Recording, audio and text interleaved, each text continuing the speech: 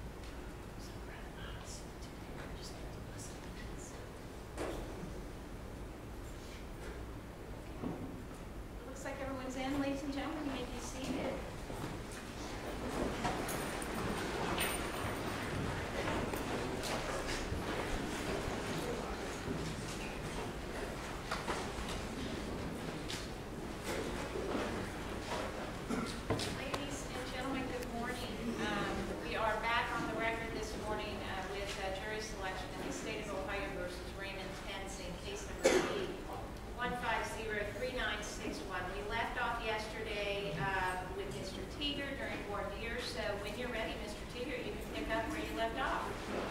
Thank you.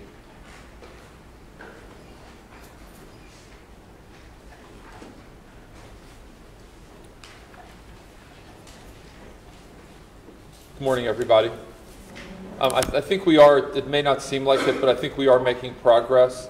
Kind of what the plan is that I think what we did, a number of people were excused yesterday, a number of people remain, and the plan is to try to get through 26 to 28 jurors for what we call cause, so that I think what we've gotten through is you folks in here, which is 12, and the first 3 of you here. So I think we've gotten through 15. So the plan is, I think, to get through maybe 12, 13 more like we did yesterday.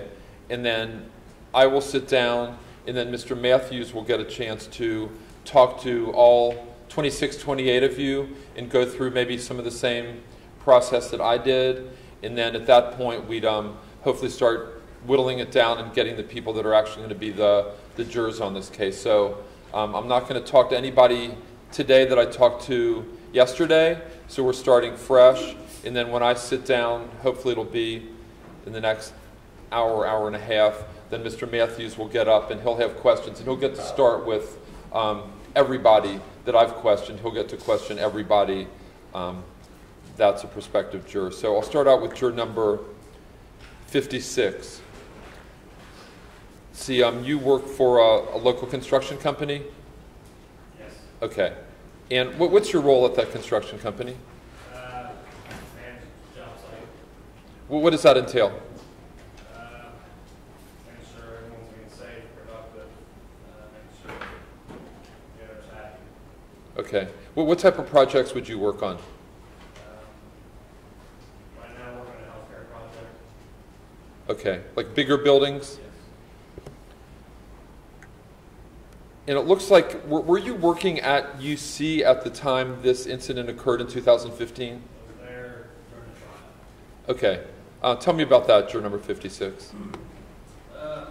Pretty tense on the campus. I know we had to really make sure everything was locked up, all the key run equipment.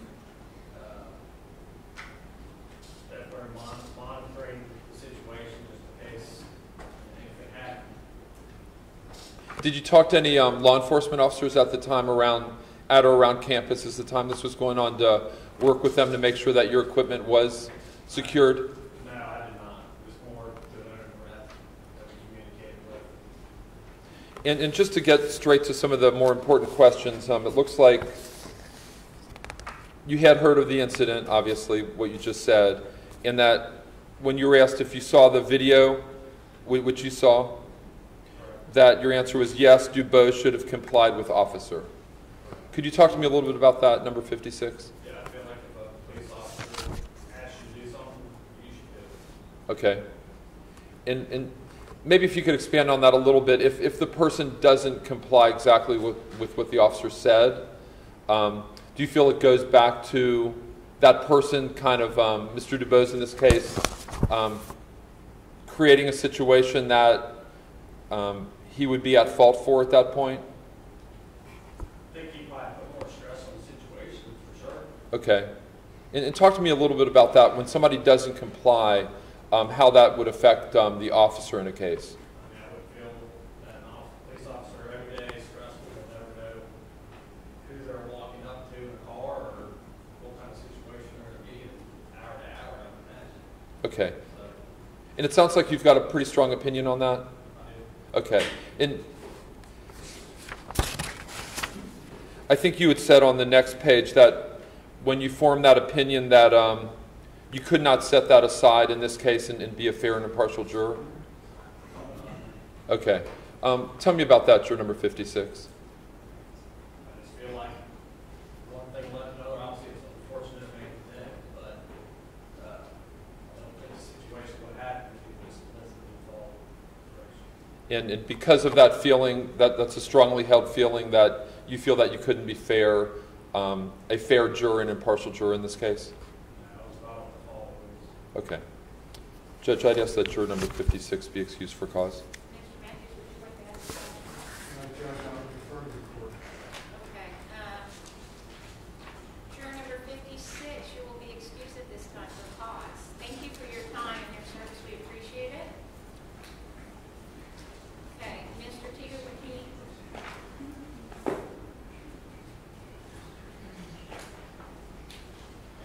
When you're ready, go ahead and get started on our next. Thank you, Judge.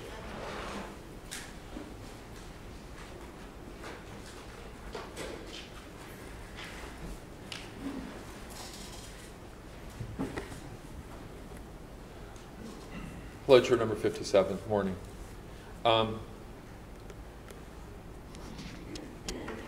Just going right to that body-worn camera issue. You have seen the video?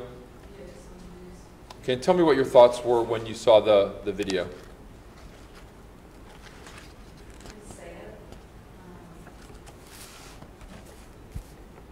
I believe he should have paid the police and stopped and tried to start his car back up. Okay. I think he still would have been alive if that didn't happen. Could you speak up, please, juror number 50? I can't hear very well. That's okay. I think you said that you thought he still would have been alive had he done that. Yeah, because I was brought up also, we obeyed the police if they asked you to do something. Okay. Do you feel kind of like juror number 56, the gentleman before you? Some, but I believe both sides. There's two sides to every story. Okay. In juror number 57, when you were asked, after seeing the video, did you feel that the shooting of Sam DuBose by Ray Tensing was justified? You had said, I thought it was justified. I believe people should stop when asked by police. Okay. So let's just talk about when you said you felt that the shooting was justified. Talk to me a little bit about that. Again, if he would have obeyed the police officer for asking him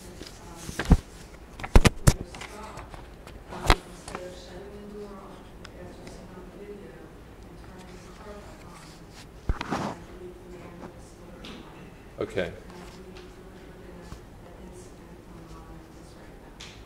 Would you say that's a strongly held opinion? Yeah. Okay. Based on that, do you feel that this wouldn't be the type of case that would be appropriate for you to sit on? Yeah. Okay. I believe everyone, there's laws to abide by. People choose which way. And as a result, you don't feel that you could be a fair and impartial juror in this case?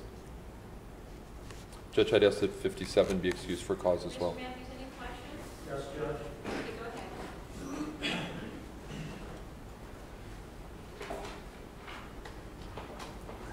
ahead.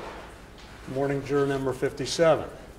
I have reviewed your questionnaire, and I saw the answers that Mr. Teeger asked you about question number 60, was whether or not you thought this shooting was justified or not.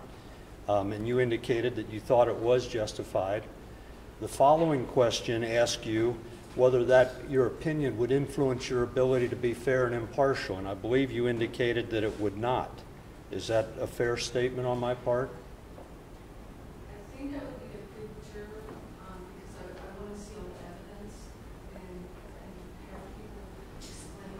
The only thing I've actually seen is news clippings off of media. Okay, and you understand that this process is about selecting people who will listen to all the evidence and wait until they've seen all the evidence and heard all the arguments and heard the law that Judge Giz will explain at the end of the trial before you make your final decision. Okay, and there was another question in here about whether you had seen or followed the first trial at all, and you indicated that you had, correct? Okay. And I believe you indicated that you had formed an opinion. My opinion, like I just stated, I believe if the man would have obeyed the police officer, he would have been okay. But you said you could set any opinions you formed about guilt or innocence aside and decide the case after you've heard the evidence, correct? and you will be fair and impartial if we ask you to sit on this panel.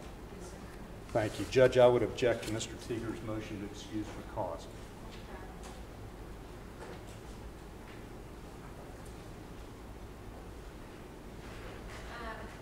Juror number 57, you're excused for cause. Thank you for your service.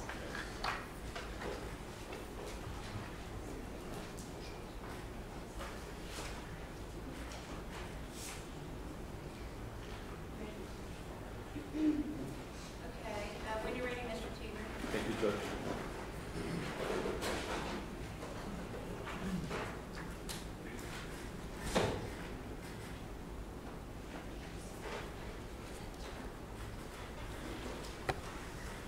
Good morning. So you are in the, is it speech pathology business? Yes, In- I just graduated from grad school. What type of grad school would that have been? My university. Okay. And are you looking for something in your field right now? No, I accepted a job with construction and in July. Congratulations. So you're good with time on this? And it looks like everybody else, you've heard of this case, the situation?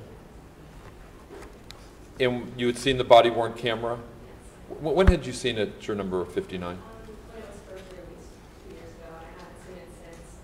I thought it happened so fast. So I really didn't have an opinion. I wanted to see the picture. A lot of the media articles were all pretty opinionated, so I wasn't really sure how that would help people. Okay. Is what you're saying the media opinions were either on one side or the other, and you just I wasn't sure like what was true, what wasn't, all of that. okay. And I think you had put on your form that you had no opinion as far as the guilt or innocence based on seeing the video. Yeah, I really know all of that. Do you still feel like that?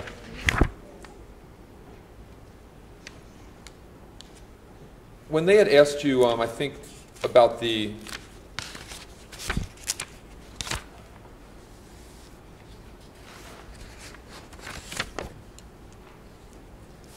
backlash kind of about what could happen if there was a verdict, I think you had said that this case is so well known and important in Cincy, the backlash is a little scary from media protest groups. Could you elaborate on that a little bit for me? I guess just, like a lot of protesters who are going to be upset no matter what happens. So I think I knew a little bit from the last trial that, some of the jurors were worried about people being upset. So I think just since it is such a high-profile case, there's a little worry, but I would still serve. Okay. And then when you were asked about the number of unarmed African Americans shot by police, you had said, I know it can be a problem. I think people must be compliant to the law, which would prevent altercations. Could you discuss that a little bit with me? Yeah, obviously each case is different, but I think that being compliant might make a difference in some of the cases, maybe not all of them. I'm not sure. I think there is a percentage, especially with the past few years, that it might be an issue if they're really going wrong. Because the couple jurors that we questioned before you today, I think had a pretty strong opinion about being compliant, and it never would have happened had he been compliant. They didn't feel that they could be fair based on that situation. Could you talk to me a little bit about that? Yeah, I think that it's important to comply, but in this case, I'm not sure if it would have changed the outcome or not. So I don't feel strongly about for this case as the two before, but I do think it's important. There's the law, but I'm not sure if the outcome would be different in this case. And I don't know if that so obviously different factors that impacted the decision, but also. Okay. And your uncle is Mark Volman, Yes. and he's a prosecutor in my office. Right. He's in the civil division, that they call it, not in the criminal division. And I'm sure you respect him a lot. I do, yes. And I actually just didn't really know he was a prosecuting attorney until just this week. I knew he was a lawyer, I really didn't know much about Okay, I know he comes from a big family. him. Yes. any impact on you being able to be fair to the defendant, no, with your uncle being a prosecutor? No. Okay. Thank you, juror number 59. Juror number 62. Good morning. Let's see, you're in the, is it the healthcare business? Correct. And what type of work do you do in the healthcare business? We assist patients care, a lot of customer services, a lot of processing of medical claims, and things of that nature. Okay. And you were also in the military? Yes. What branch were you in? Army National Guard. When did you, are you still in it, or? Oh, no, ETA out of 1981. Okay. And it looks like you have seen the body-worn camera as well, juror number 62? Correct. And what is your thought after having seen that? Actually, I feel that it was kind of quick and it was not very clear. I think it's three sides to every story, you know, the defense side, the prosecutor side, and the truth comes along with the variation of it. So we get all the facts, we make a better educated decision on justified or not. Okay.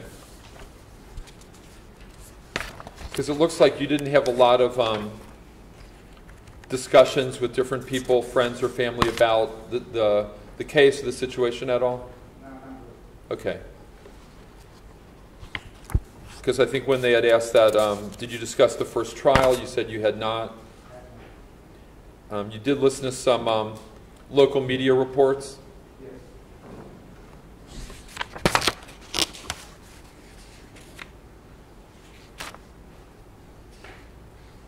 In that really that even though you discussed the case, they did not include any feelings about expressing feelings of guilt or innocence of Mr. Tenzing at all?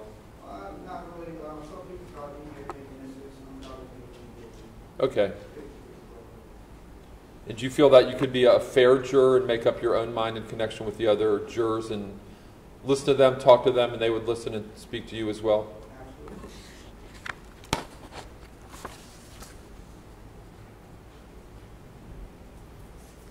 Thank you, juror number 62.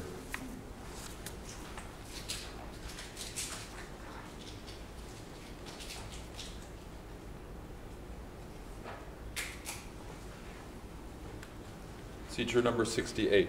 Good morning. See, you're in the medical field as well? Yes, sir. And what type of things do you do in that field? I work on medical equipment in the OR. Are you actually in the operating room when procedures are taking place? No. Okay. And what type of equipment would you be involved with? Anesthesia machines, primarily. That's my main focus. Okay. How long have you been in that field? Since 2002. And it looks like you have 20 years in the Navy. Yes, sir. And what years were you in the Navy? From 1981 to 2001. Any impact on your military service with how you feel about the incidents in this case at all? I'm not sure what you mean. Would it be fair to say that you're trained in the use of weapons at all? Yes. Okay. Do you normally, now that you're out of the Navy, do you have weapons or shoot weapons at all? I have them. I haven't shot anything but a pellet gun since I got out. Okay. And as far as the body-worn camera, had you seen that at all, juror number 68? No. And I don't know how I didn't see it. I saw most of it recently when I walked in the room and then I walked out, but I really haven't seen it. When you say recently, do you mean since you've been here in May or prior to that? I think it's been since just the 25th. Okay. But it was like 3 seconds. Okay. Would it be fair to say that you would have kind of tried to stay away from it and ignored it I'm trying to. because of the judge's instructions? Exactly. How have you been about ignoring it? I know it's kind of all out there. It's very hard. I mean, I think my wife has actually been better at it than me, keeping me away from the TV. Okay. And do you have an opinion as far as whether or not the shooting was justified at all, juror number 68? I've heard more about that case yesterday and today than I did when it was going on. So everything Okay. I think justified is a terrible word for something we would call self-defense for us. Right. Unfortunately, that's actually the legal, that's what it's called. But it is equivalent, or it kind of equates to that defense. The elements or parts of it are a little bit different, but it's the same general feeling as that defense. Do you feel that going in now that you could be straight down the middle and you could be fair to Mr. Graffenried and I, and also fair to Mr. Mathews and Mr. Tenzing? Yes, sir. On Black Lives Matter, you had put that they are after attention. I believe that because I'll give one point. Over near University Hospital, when a young girl was killed in a drive-by, there was no Black Lives Matter for that young person, that young black person. Well, why weren't they there for her, but they were there when they're getting the attention from the media. Okay. Would that affect your ability to be a fair juror in this case if there are people outside or people that are speaking their mind about this particular case in and around the courthouse? No, I don't think that would impact my opinion. And on question 115, when they talked about the number of unarmed African Americans shot by police, you had thought there was a problem in this area? I mean, according to what you see on the news, there's a problem. I mean, I don't know what the true facts are, what the statistics are, but that's what it appears like you see. Okay. And then you had said all people should comply to a police officer's request, which I think is what one of the other jurors before you had said. Could you expand on that a little bit for me and tell me what your thoughts are? I mean, I was in the military. I mean, there's rules and regulations to follow them. That's just kind of the way it should be. Okay. In this particular case, I think what I've said yesterday was that in this case, Mr. Tenzing had asked that Mr. DuBose take a seatbelt off, and also Mr. Tenzing opened up Mr. DuBose's car, and Mr. DuBose closed the car and didn't take off his seatbelt. So if you want to look at it in the way that he wasn't exactly complying with what Mr. Tenzing was saying at the time, what are your thoughts on that and how they'd impact maybe a decision that you'd make in this case? Everything you just said kind of, it's all the beginning to a terrible event that happened. And it's kind of hard, not knowing all the facts and what happened after what you just stated, it's kind of hard to say what might or might not happen. Okay. Would that basically be I know a couple of the jurors before you got excused because they had strong opinions about if he would have complied, it never would have happened, and they really couldn't be fair to the state in this case. A juror, a couple before you, kind of expressed some of the same opinions and said he should have complied, but she feels that she could be fair. Where do you fit in that continuum? I think he should have complied. I can be fair. I can be impartial to the facts. I don't know, other than having a time machine and going back in time and telling him to comply, you don't know what would have happened if he had. It's kind of hard to speculate on. Do you feel that somebody that didn't comply could still be a victim?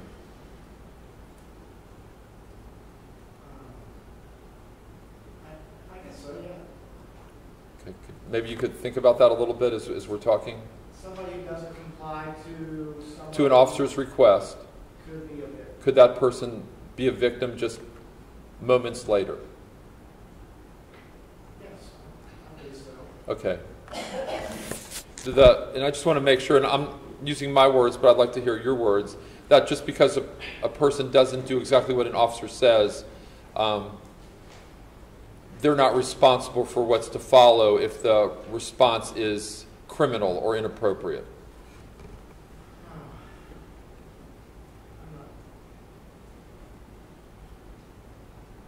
I'm not sure how to answer that. Could you try your best? So it sounds to me like you want me to say, because he didn't comply, it was his fault that he died. And I'm sorry you feel that way. I'm totally not trying to get you to say anything. I just want to try to get out the truth about how you feel. Just your honest feelings, not one way or another. So just however you look at it.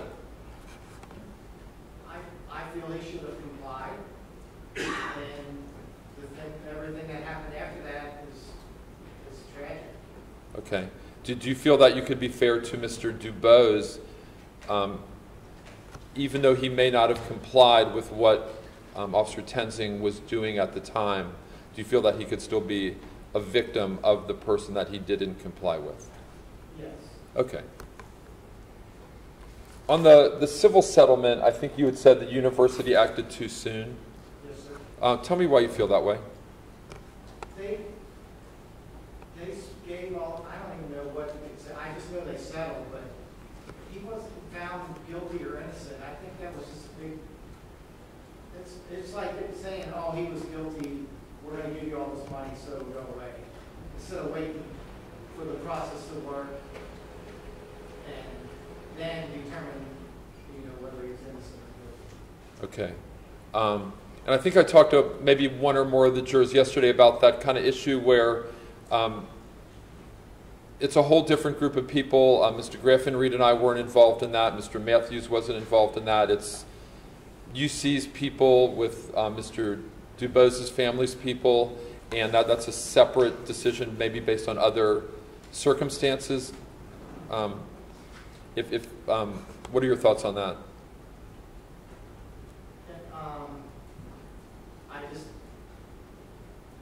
The university kind of, they put their opinion out there in the public saying that he was guilty before it was ever tried by paying however much money they paid. Okay. Even though they're not the justice system, but they put that opinion out there to the world basically because they paid. Okay. And how would that impact you if you feel that UC independently determined that Officer Tenzing was wrong in what he did? How would that impact you? You mean on my opinion on everything? Yes. It doesn't really affect my opinion on what happened. Okay.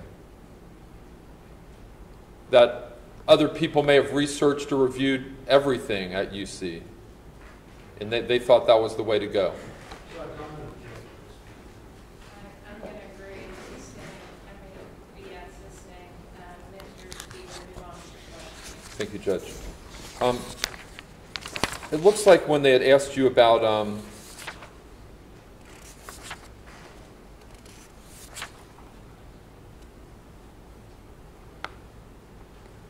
your brother was convicted of a crime. Could you talk to me a little bit about that? My brother has a drug problem, and I don't have to associate with my brother. It's not since before I left the military, but recently he tried to rob a bank, and now he's in jail somewhere. Okay. Was that here in Hamilton County? Yes. And he got caught? Do you know if he's in the Justice Center? I don't believe so. I think he's somewhere in northern Ohio. In the penitentiary? Yeah. Okay. Did you follow that at all as far as whether you thought that he was treated fairly? No. I don't have anything to do with it. Okay.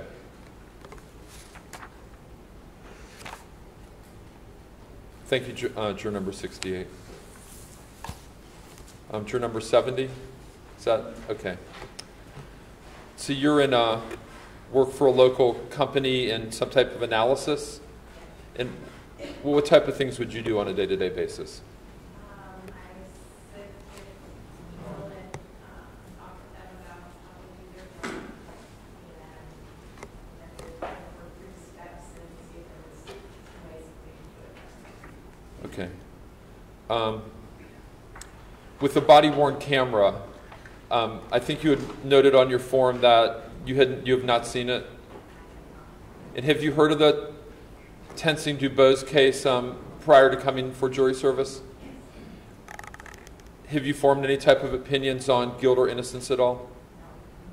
How have you followed it, juror number 70? Just in rooms with people who are discussing it,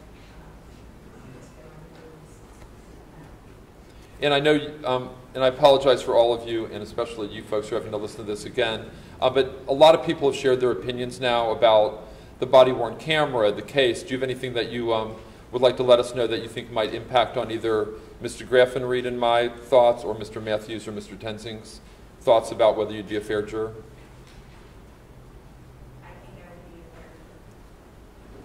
And it looks like you were, it's hard for me to figure out that you were in court a few times, it looks like, and you were a character witness for a friend's kids and a misdemeanor with one of your own kids. Could we go through those? The first time I was my neighbor had two young children. She got a DUI and she needed somebody to sit with her, so her sister Okay. was me. Okay. And then what about for your own kids? He was a misdemeanor shoplifting Okay. and we did probation as such. Do you feel that he was treated fairly? Yes, I did. Because I know a store, somebody would have said that he stole something. Did he admit that he had stole something? Yes. Okay.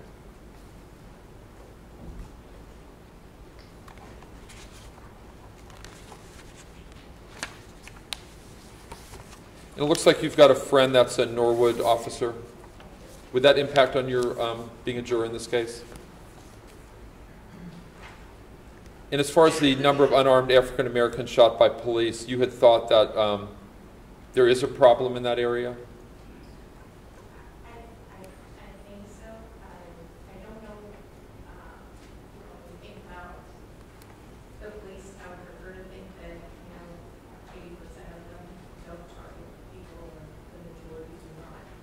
But I really don't know what's statistics. Okay. And as far as whether you thought the criminal justice system was fair, you had put that it was not fair, that poor people don't get a good defense sometimes and can't access help as easily. Tell me about your thoughts on that.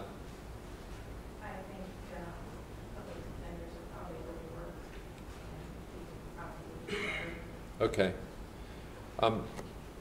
Do you have any doubts that Mr. Mathews is extremely well prepared and is one of the top attorneys in the city that spent a lot of time on this case and knows the facts inside and out?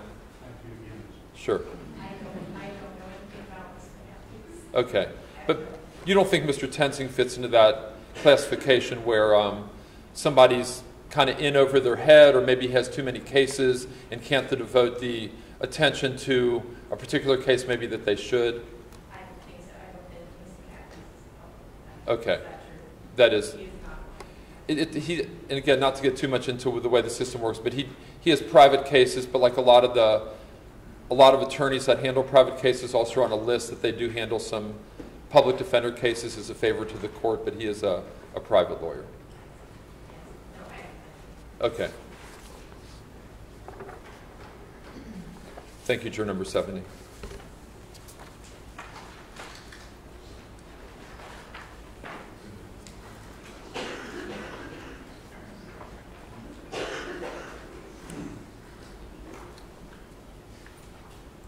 See number 72.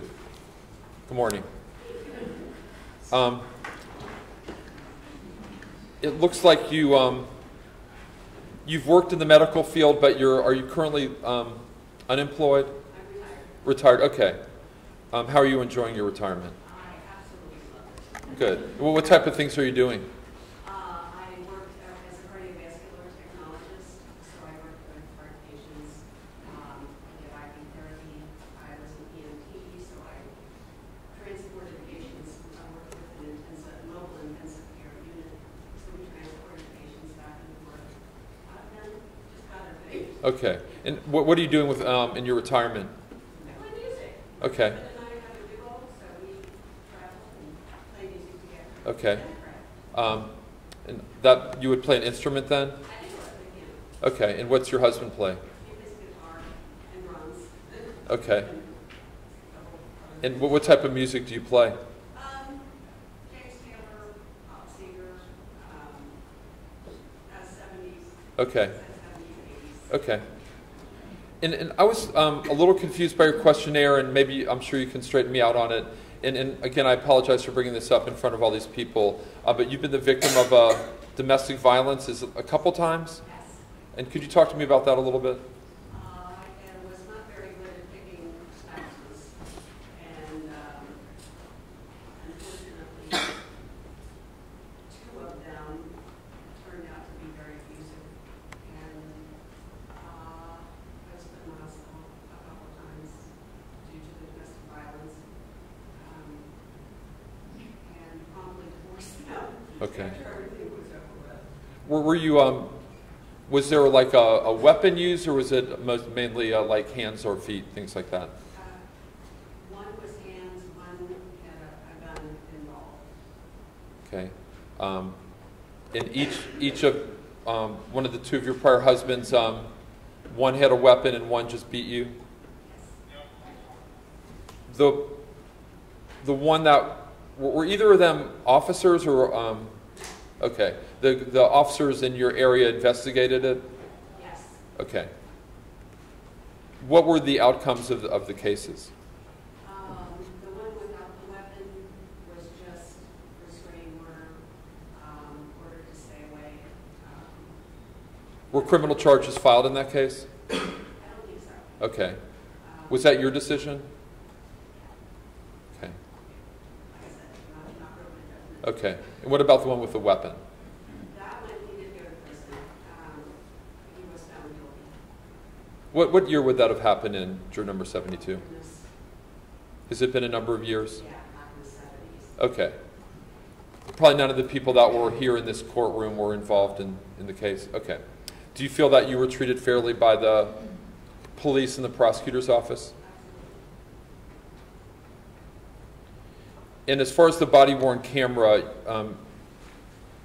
have you seen that or not, number 72? I saw snippets of it. I never saw it from start to finish. I would catch little pieces of it as I would pass by the TV, but I didn't follow the case. And what are your thoughts on whether you think you could be a fair juror in this case? Anything you'd like to discuss about, based on what some of the other jurors have said?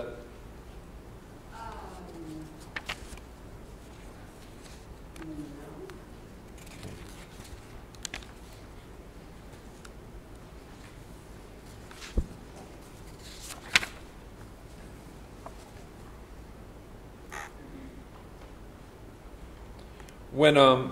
When you were asked about the shooting of unarmed African Americans, you had said, part of what you said is that if you follow an officer's orders and comply, you are less likely to risk being shot despite what color you are. Could you talk to me a little bit about that? Well, it comes to the complying again. I think you're less likely to get into trouble if you follow an officer's orders. The fact that, in this case, that the orders weren't followed, I don't think it necessarily would evolve into the way it ended this time, routinely in a case. And I know that's kind of been a topic we've talked about a little bit today with a few of the other jurors. Do you feel that, despite the fact that some may say that he didn't comply, that you could be fair to Mr. Dubos's issue in this case? Yes.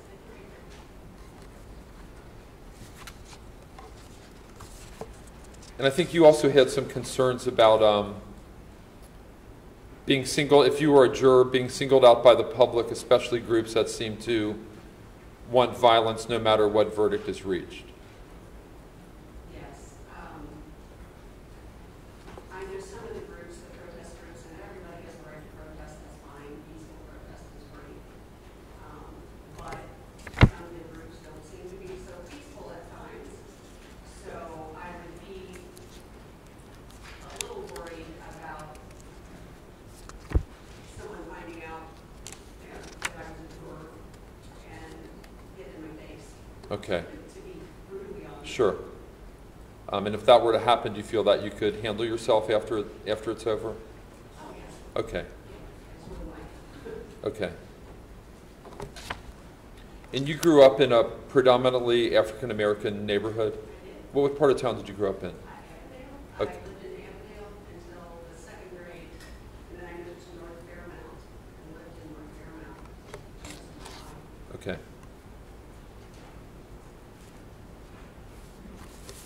Thank you, juror number 72. See juror number 73. Good morning. And thank you, sir, I appreciate it.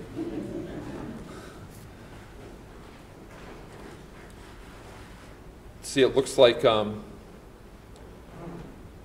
think we talked about this. Do you have some work commitments if the trial lasts a little bit long? Yeah, I do have, like, teaching commitments, but there are other people, it would be not amazing for my work to find someone else, but Okay. it can be done. Well, when would that start? It's supposed to start Monday. Oh, this coming Monday? The particular camp that is a little bit of a problem, the office hours. Say that again.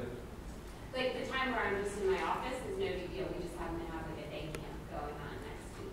So, Okay. I'm your replacement teacher for that day camp is of concern. What hours are the day camp? It's morning. It's like 9 to 2.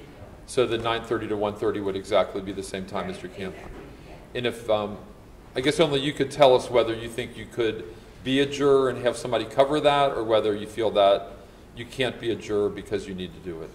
Yeah. We could find someone to cover if I was the right person to be on the jury. Okay, that's a fair answer. And it looks like you feel that minorities are targeted by police. I can feel that way, yes. Could you talk to me a little bit about that? Sure. I feel that, unfortunately, our cultural institutions are not always as equitable as they should be, and that often white people or white ways of doing things become the norm, and things that are different are then thought of as incorrect or not the right way to be. When really it's more just that, things are a little more, the path I walk is the way a person's a little easier, I think, than that of a person of color.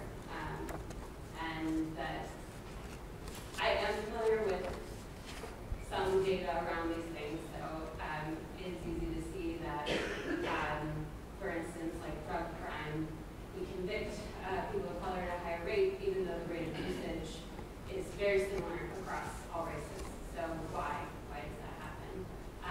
So that's kind of what leads me to that feeling. Okay. And on the body-worn camera, you had said that you had seen that? I have seen it. It was when it happened in 2015. I've not seen it since. And when they had asked you, what did you think after seeing the video, you had said no one should be shot for a small infraction / traffic stop. Could you expand on that for me a little bit? Sure. I don't think that being pulled over for something like a taillight or registration or something like that should end in you losing your life. I don't feel like that's the way our society should work. And, I know a lot of people, we've talked about Black Lives Matter. A lot of people have a lot of opinions on that. You're actually a member of Black Lives Matter? I am a member of Black Lives Matter. Okay, how long have you been a member? Since September, October 2016. And what got you to join, or what was the impetus for you to join that organization? I felt in the run-up to the election, there were a lot of instances, public instances of hate speech, of racist incidents, what happened with Dylan Roof at the AME Church, things like that, that showed me that, people need to stand up and say things aren't right. Okay. And I wanted to do that. Did you ever, juror number 73, get involved in any kind of protests or organizations with regard to the DuBose-Tenson case? Not especially. I have been to some rallies that were sort of just specifically about police brutality, not specific to this incident. Okay. You had said in your form that you can set aside all your prior knowledge or your organizations and be fair to both sides? I think I can. I'm definitely the kind of person who, when presented with evidence that is, contrary to an opinion I might hold, I'm open to changing that opinion. I'm not someone who would stick to something even when the facts don't bear it out. I try to base my opinions on real things, so if presented with a number of facts, I'll make an opinion about that set of facts. So sitting here today and knowing that we're at this table and Mr. Tensing and Mr. Mathews are at that table, do you honestly feel that you could be fair to Mr. Tensing just as equally as you could be fair to the state? I do feel like I can be fair in that this is sort of a specific thing, in that we're looking at this body of evidence, and he's a real person, he's sitting right there. It's not just some kind of knee-jerk media opinion kind of thing. That being said, do I certainly exhibit a certain set of opinions about the way in which our society works? Yes, I do. But I don't think that has to factor into this specific body of information that I'm supposed to be looking at. Okay. Could you, if you go through this case and you were to say that, regardless, would you feel that you'd have to justify whatever your decision is to the people at Black Lives Matter at all? Well, what I'm saying is, I don't know that I would. I don't know. I would prefer not to bring it up in that circle, honestly, only because of the attention that it would bring to me personally, and that's not the point of why I'm in it. So I would certainly be something that I would consider that if it was going to be something that attracted a lot of attention to me, I probably would not go back necessarily to sort of like the general body meeting stuff. I might stick with my own volunteering programs I do for them, but not go to some of the bigger stuff anymore. Okay. If it were something that turned out to be, like if it was open and people knew about it. okay. Thank you, juror number 73.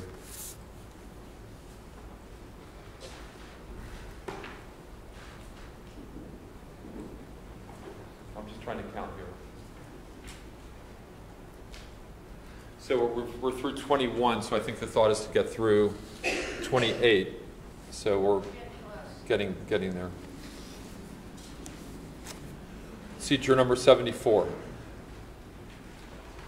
It looks like you have some concerns because you are you the primary caregiver for your 86-year-old mother? Yes, I stayed with my mother. She had cancer.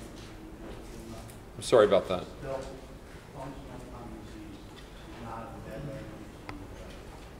She's got all the faculties that I do tell her. I do cook her dinner and breakfast. And if you could keep your voice up for the court reporter. Yeah, and I do the cleaning. She has an old dog that she has to have. Okay. That's more like a seer, really. Did you stay with her, or do you live separate and apart? You stay with her? Yes. Is anybody there to watch her while you're in this? I'm here now. My sister is in from Florida, but she just had a brand new grandbaby born in D.C., and she's going to be leaving to go up there next week. Okay. 15th, I think. And this process should be the 15th of June? Yeah. So in like 10 days or so, 9-10 days. So if again, I'm not sure how long this will take, but hopefully we'd be at towards the tail end of this trial, in that it's a 9:30 to 1:30 schedule. Would you be good with that? I can't say for sure that I would be, because if something happens to her, I'm going to have to be there. Yes, sir. I think we're going to have it. She's already fallen on. My sister can't sometimes get there until 10 o'clock, and I have to leave the house about 7 to get here. Okay. And that's going to leave her 3 hours there by herself. I guess the thought is we'd have, we call it alternates, so that we're going to pick, I think, 4 alternates that are going to be able to fill in for jurors if there are emergencies. So there would be a support system or a safety net if you had to get called away. Would that make you feel better about maybe being a juror, that it wouldn't be just a 12 that had to be here the whole time? I don't think so, because I'm concerned about, she's there for 3 hours by herself. Okay. And I don't want to be out of the house for 3 hours. Okay. Sure. Sure. I've already had to pick her up off the bed. Well, would it be fair to say that you just don't think you could be here because your attention would be on your mom and what could be happening at the time? And with the sequestration? My father died when I was 6 years old. She's been there with 8 kids. I know I only put 4 on her because I was about to turn the page. Sure. But she raised 8 kids by herself. Okay. My baby sister was born. She had 4 diapers. She had to change the diapers and wash them up. It sounds like this probably isn't a good time for you to be on any kind of trial. Judge, I would ask that he be excused for cause. Juror number 74, you are excused for cause. Thank you for your service.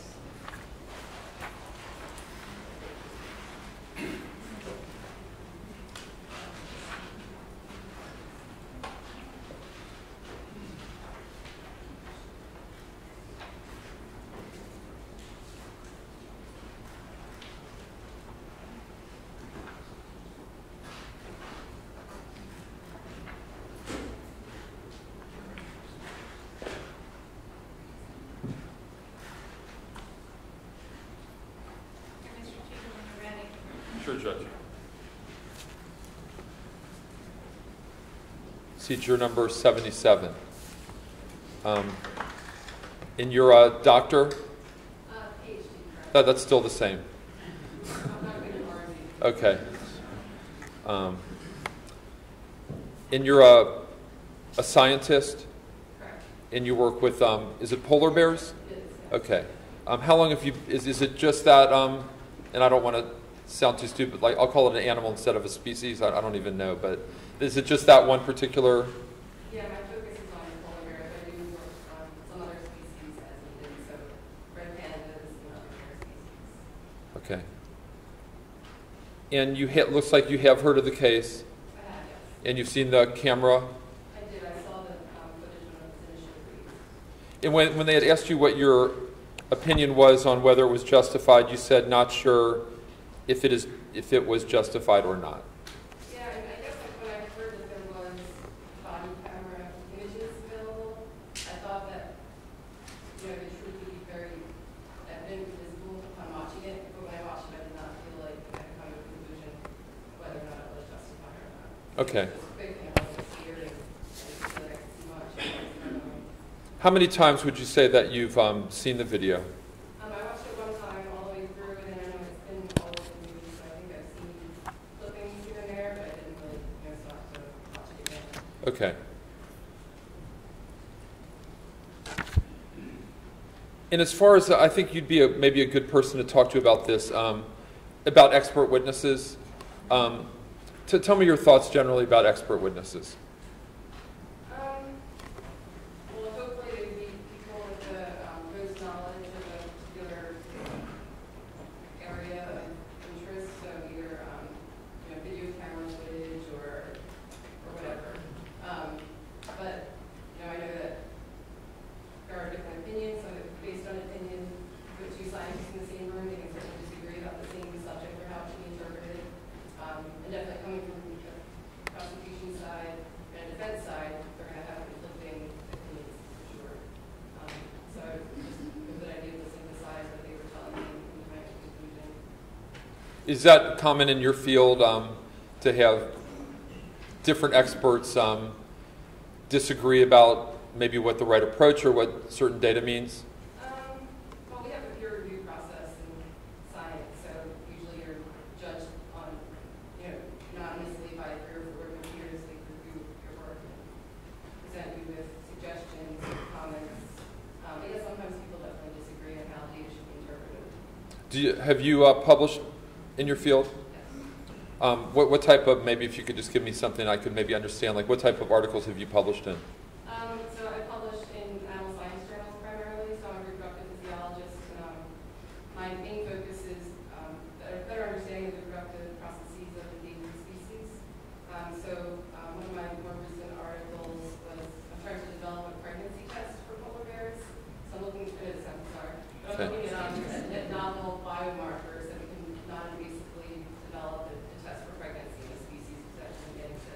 Okay. And So I do my studies and I write them up and stick them to a journal, and reviewers will comment on them, and decide whether or not it should be published in that journal, and I'll make revisions and resubmit. okay. Do you feel, and I know I talked about this yesterday, if you've got a couple experts on one side and a couple on the other, do you feel that you could distinguish them instead of, let's say, they have two, we have two, they just cancel each other out, I don't really know which one to buy? I think whichever side makes the more compelling argument, could potentially win out with the other side. Okay. Okay.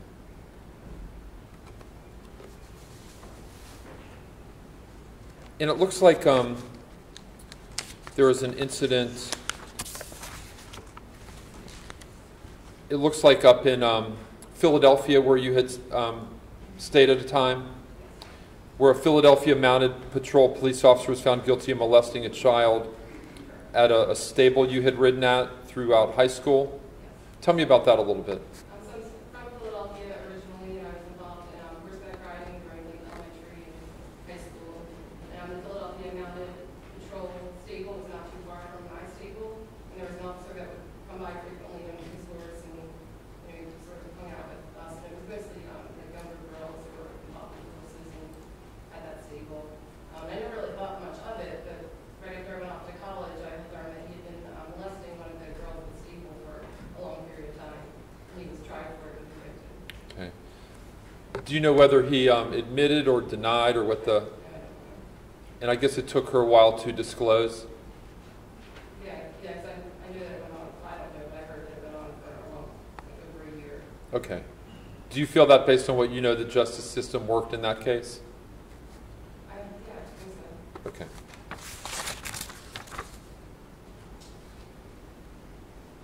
Thank you, juror number 77. See, juror number... Are we going for a moment? Yes. Okay. Do you need me? No, this student said. I think juror number 77 will get a award for most interesting. I wanted to hear lots more about it. Very interesting. Okay, so can we...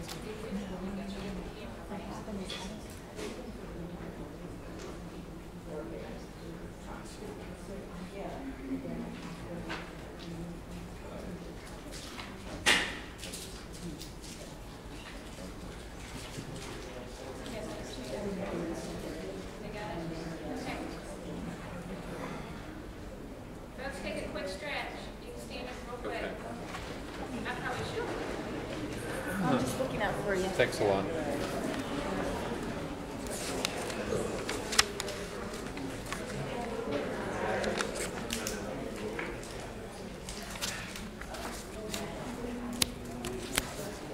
Okay. Seth, whenever you're ready. Mr. Teeger, we can go back on the record. Thanks.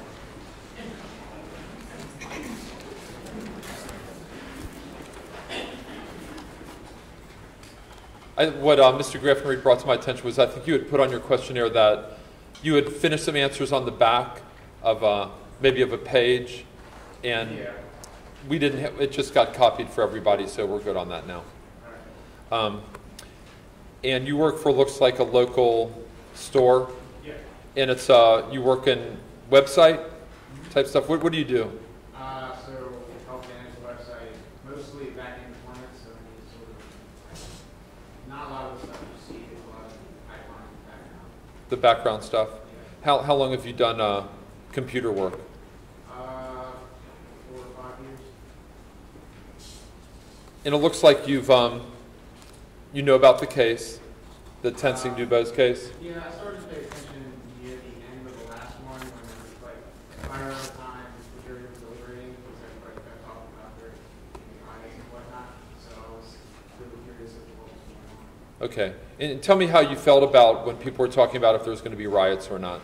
I'm all about peaceful protesting. I don't like all the rioting because people end up, they don't like the verdict, but no matter what way it goes, they get angry and they end up destroying the city because they're angry. There are even instances where hockey people, after hockey games and stuff, destroy the cities, which I never understood. Okay. Do you feel that would impact on your ability to be a fair juror in this case? No. No, I don't think that is necessarily the case. That's how I take the decision. Okay. And on the question that we've been talking about a lot, you said, I see both sides. He shouldn't have driven off, but I'm not sure a gun should have been out. I don't know. Yeah, so, I mean, from what a lot of people have said, at the time it was a simple traffic stop. I don't see why, at least from the details that I have seen very quickly from online media, Twitter, and stuff like that, why a gun was necessary. I understand that he's running in, he closed the door, closed it, but I don't see that as necessarily the reason to automatically pull out a weapon. And so, should it have gone, I don't necessarily know the details. Do you have an opinion based on what you've heard and seeing the video and talking to your friends and family about what verdict would be appropriate in this case before you hear the evidence? Not really, because I have friends that are on their side who've seen the video. Again, it was a couple of years ago, but I've seen the video. It's hard to see actually what was going on and what happened. So I don't really have an opinion. Okay. And I'm glad you're sitting a couple people away from the juror that we talked to earlier, but about Black Lives Matter, you said it's a group spreading racial hate under the guise of doing good. Tell me about your thoughts on that. I think it has good intentions. I think we all need somebody to fight for us, no matter our race, no matter our background, no matter who we are. But I do think that there's a lot of bad done in the name of Black Lives Matter. I could even say that should be latched onto, that's completely possible. But that's just what everybody sees. And so that's what people see. One group of people do it, so then this happens somewhere else, and they think it's okay to do it in the same name. Nobody's, from what I've seen, nobody's saying, hey, you shouldn't do that. You've got leaders, specific ones I'm thinking of, the ones in Toronto that are saying to all white people. And I don't think I think it means well, but I don't think it executes correctly. Okay. And if you and the juror that's a member of Black Lives Matter are both chosen to be on the jury, do you think you could work with that jury? Yeah, because I don't think it's basically. Okay. You'd base it just on the facts of this case? As far as your name being released, tell me your thoughts on that, juror number 78. I would not want my name released. If it was released, that's okay as long as the address is not released, although being on the internet and how easy it is to find someone's address.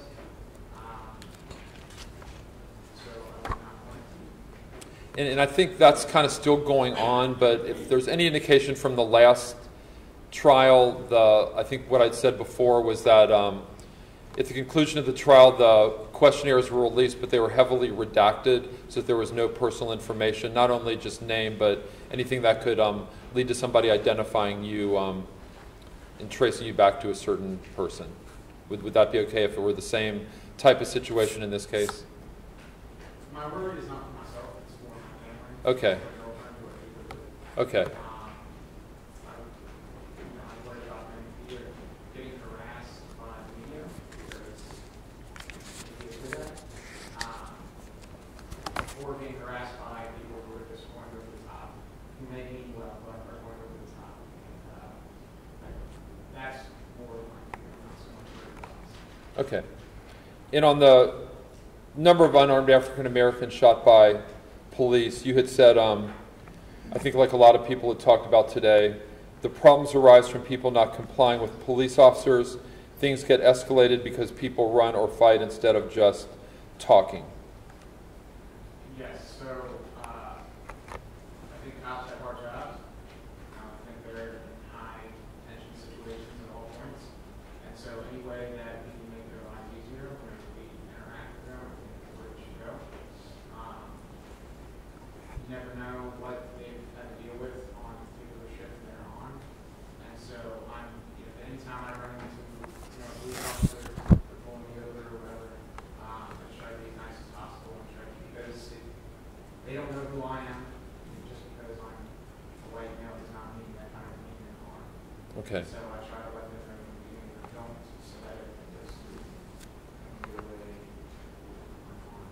And then, from what I've said to some of the other jurors and their responses, tell me your thoughts about your own feelings about how that would impact your decision in this case.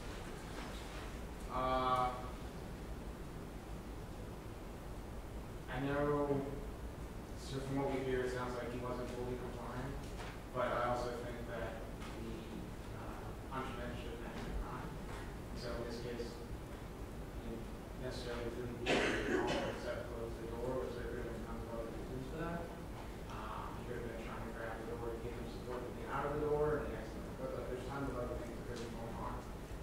And so for him to, at the end of the day, end up being killed is not necessarily, I don't agree with that. But like I said, I can see both sides, I see both arguments. Okay. I'll be more information. Thank you, juror number 78. And let me just read the back page here real fast.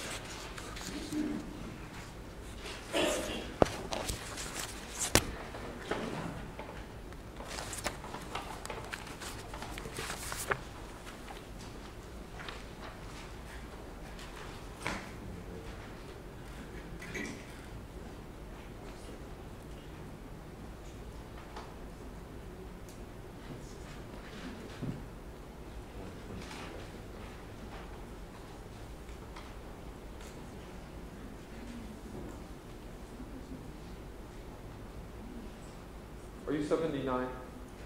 81. Is 79 out? Yes. Out. Okay.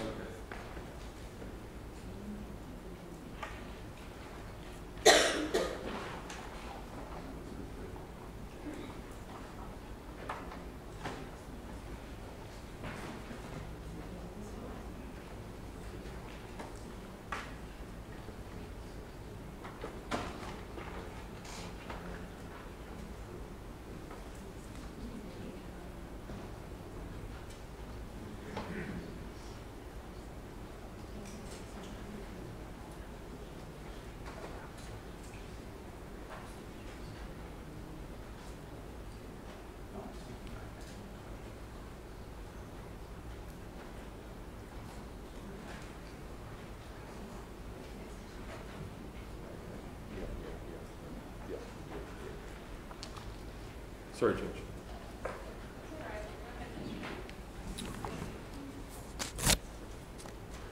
See number 84. 81, I'm sorry. I have it mixed up. 81. Let's see, you are an analyst in a local store? Correct. Okay. And I think you had said your workload was stressful and cumbersome? At times, yes. Okay. And how would that affect your ability to be fair in this case? It wouldn't affect my ability to be fair. It just means all the hours I spent here, I have to make up the back end of the day or the week. Okay. So, for instance, today we're here from, I'm sure you're here early, and then we're going to be here probably till 3:30ish again. How would that impact your day today? It just means that everything I have to get done today, I would do it tonight. Do you feel that, I'm sorry, go ahead. No, I was going to say this. Do you have a lot of energy? I do. Okay. And you feel that you could kind of do both things, be here, and I guess what we'd be asking the jurors to do is, while they're here, concentrate 100% on the proceedings here, what the witnesses say, what everybody's talking about. Can you do that? Because that's, I guess, what the concern is, that you'd be maybe thinking about, I have to do this, I have to do that, you know, I wish I didn't have to get done with that. Do you feel that you could compartmentalize this job and that job? And it looks like, as far as the body-worn camera, you had seen that? Saw one, yes. Okay. And your answer was, it would have been a tough situation for anyone. I don't think he needed to shoot, to kill, or shoot at all unless a gun was present. Could you talk to me a little bit about that? I mean, just put myself, I'm a very analytical person, and I like to put myself in those shoes. In the situation, it was late at night. It happened was good at night, so walking up to the situation, it could have been a little sketchy. Let me just correct you for a second. It was 6:30 in the evening, so it was a light day. It was in the summer, so it was bright. Oh, that's okay. That's okay. Yeah, I mean, like I said, I don't really have a judgment because I can see both sides of it. But police officers have a very stressful job, and I understand that. And going into some situations, they might have, understand that, all right, this might be a little different situation going into it, and especially when the person does not comply and say, hey, please pick up your suitcase, get in the car. And when things go sour after that, anyone in this room or anyone in the world will, have a little bit of nerves going through their mind there. Sure. So would a drawn gun be the right answer? I'm not sure. I didn't do it for training, but I don't think that's the right way to do it. But I do see the ends of. Do you think you could be a fair juror, juror number 81? Yes,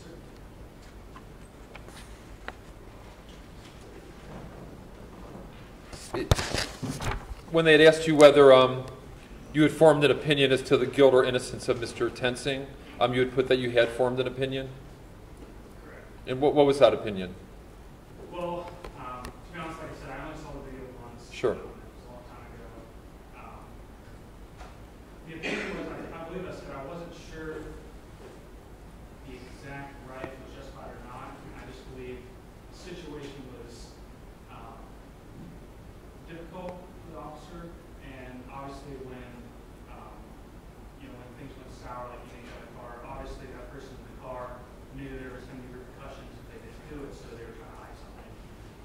So like I said in the questionnaire, I wasn't sure if it was justified or not due to both sides not really. Okay. Did you have an opinion, though, as to the guilt or innocence of the defendant in this case? I did, but like I said, I saw the video once. I'm very analytical, so I would like to see all the facts. Sure. But at the time you saw it and knew what you knew when you answered this, what was your opinion? Like I said, I think we discussed it earlier. I think my opinion was, I don't know if it was guilty or not guilty. I just believe there are guns should not have been drawn. And Got you. should have been. Okay. And on when you were asked, much has been reported about Sam DuBose and his family, and you had said that they seem determined to get what they think Ray should get in terms of justice. Correct. I mean, that's like any other parent. Okay. If they, if your child did not see justice as fair, they're going to do anything for their child. My parents would do it, anyone else's parents would do it here. Okay. And as far as Black Lives Matter, it seems like that's kind of a lightning rod for a lot of opinions. Tell me your thoughts on that organization. I think what I stated in there, and similar to Blue Lives Matter, all people matter. I mean, no matter your religion, your race, it all matters. But I think what they're doing is the right cause. I just don't think how they're doing it, or the riots that partake because of it, and the frustration that comes out of it, are the right way to go about it. I think. Okay. And how do you feel about the media coverage and as far as how that would affect or impact you at all as far as reaching a verdict and the aftermath? My opinion on the media, I think they're the reason for the rage, to be honest. They try to think they're going to be good news, and it might be skewed in one way so they know it's going to cause an uproar. Okay.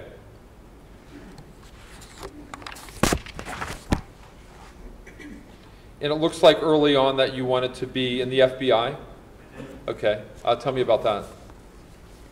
Just growing up, like you said earlier, I had a lot of energy. I'm very athletic. I like to be on the move. Watching movies growing up, watching all the action movies. I just saw myself always wanting to be that.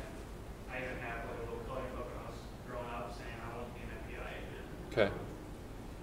What got you maybe away from that law enforcement path and into the path that you went to? I started understanding that I like numbers a lot, and I kind of figured out that's a little bit safer, and I was very good at sports, so I kind of veered away from that. What are your thoughts about expert witnesses? They're going to be the last one in, no matter who's paying them. Granted, they're going to analyze it correctly, but they're also going to shade it in a way that their side gets the benefit of the doubt. do you feel that you could be fair to an expert witness, or do you think you have, for instance, do you think that some expert witnesses are honest and try to do the right thing regardless of who's paying them, and they don't really give the answer that the money person wants, that they're, I don't care who pays me, this is my decision one way or another? Do you feel there are people like that? Well, I've never been in that situation,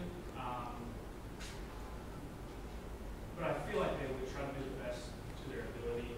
But like I said, no matter who's presenting, I would like to see that as myself and make my own judgment, no matter who's biased on one way or another. So that's just how my brain works. Sure. And what I'm saying, juror number 81, is that at least the expert witnesses that we have are very, very important to our case. And I just want to make sure that you're going to pay attention to them and not really say, they got paid by the state, they've got an agenda, these people got paid by the defense, they've got an agenda, I'm just going to... That's not what I was trying to get across. Okay. I was just saying that you asked my opinion. That's Sure. what I did. But if I was going to pick the jury, I'd obviously do my duties the correct way. That's just my opinion on expert witnesses. Sure.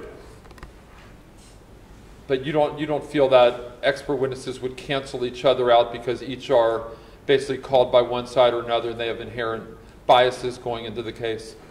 Okay.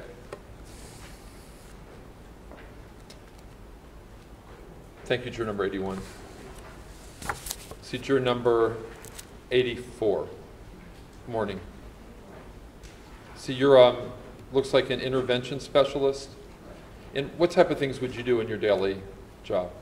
Well, I am an intervention specialist and special education teacher. Okay. And so I work with students that keep them in the regular classroom setting. I work with students that have IEPs. Okay. And would you work with like school psychologists and things like that and try to figure out what's best for a particular individual? And maybe their classroom teacher? Well, I co-teach as well. So I work regular and special ed. Okay. And it looks like you've been in court. Is it for custody of was it somebody else's child that you were going through and you were involved in? That's good. Will you put on your form? Yeah. We did read these. My brother has a daughter, and in August of 08, we got married. By October of 08, just between my niece and my sister-in-law, just didn't work out. So she came to live with me, and so in 09, I think, summer 09, I got custody. Okay. Do you feel that the court system worked the way it was supposed to? It worked too fast, actually. Okay. Okay. And as far as this particular case, do you know much about the Dubose-Tenson case? I remember seeing it when it first happened, but I didn't follow it because I'm not really a news person, following the news and all that. It was just Okay. And it looks like you have seen the video, but you said it's been so long that I can't remember. right. Would you say you have an opinion one way or another as to the guilt or innocence of the defendant in this case? Do I have an opinion? Straight down the middle, you could be fair to both sides?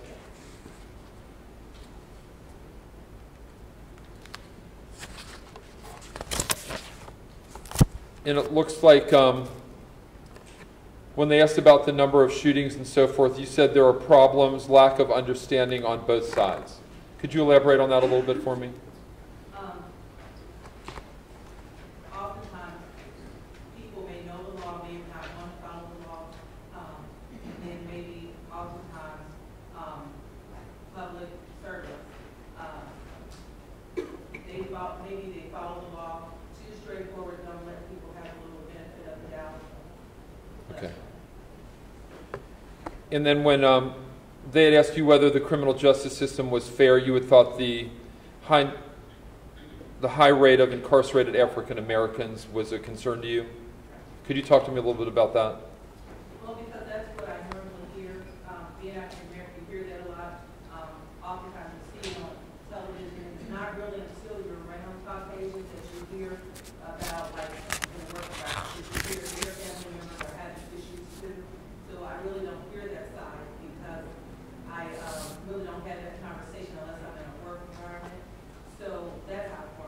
Okay. Thank you, juror number 84. At 25 now? Should do 3 more then, Yes. Judge?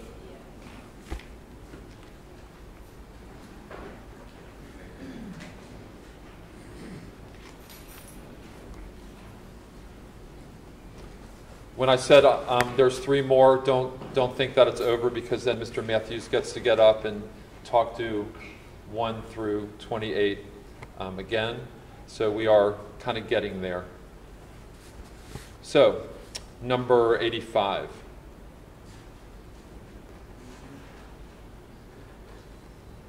So you work for a corporation? Correct. What type of work would you do for that corporation? Facility maintenance company, and I'm actually construction division for that. And you're back in the wooden benches, and I know you had marked on your form that you've had 2 spinal surgeries, and it's difficult to sit for long periods of time. Okay. Tell me how you felt during this process of jury selection. Okay. And if you make it to the jury, you'd have one of the cushy chairs that these people have up here, so that you'd have a more comfortable place to sit than you would now. I'm sure you weren't offended by what I said. And it looks like you've got some strong ties to law enforcement. Okay, could you tell me about those? My cousin was in law enforcement in St. Bernard. And if you could try to keep your voice up for the court. Now we're getting further and further back in the... My cousin was a policeman in the city of St. Bernard, and my brother-in-law is in the Navy, and he's in the intelligence community. Okay. And you have a feeling that police do stop African Americans too much? Based on the news, that's just my opinion, based on what I see in the news. Okay.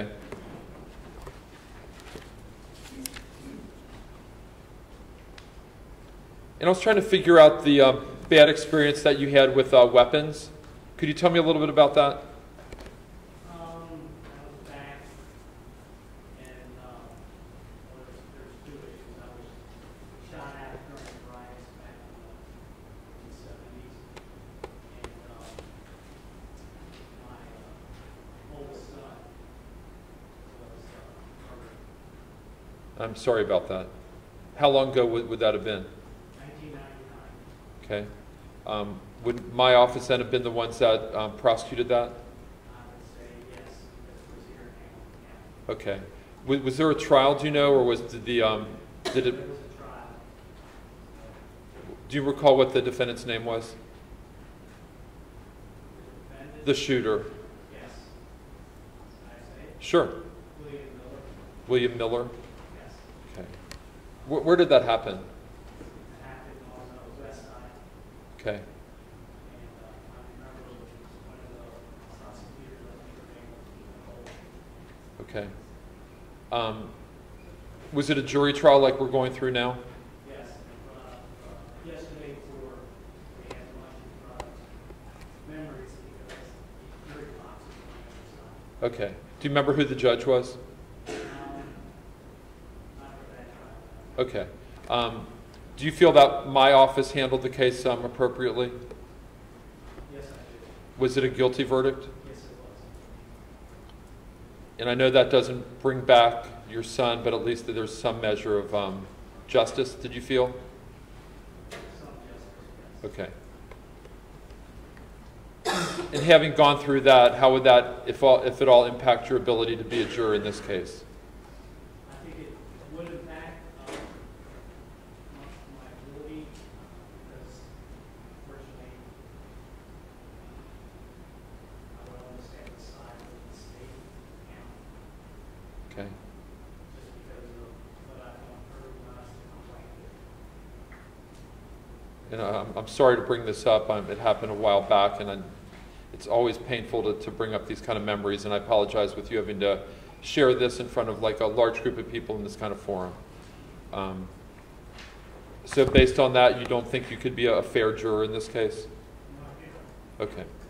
Judge, I would ask that number 85 be excused for cause. Okay, juror number 85, you're excused for cause. Thank you very much for your service.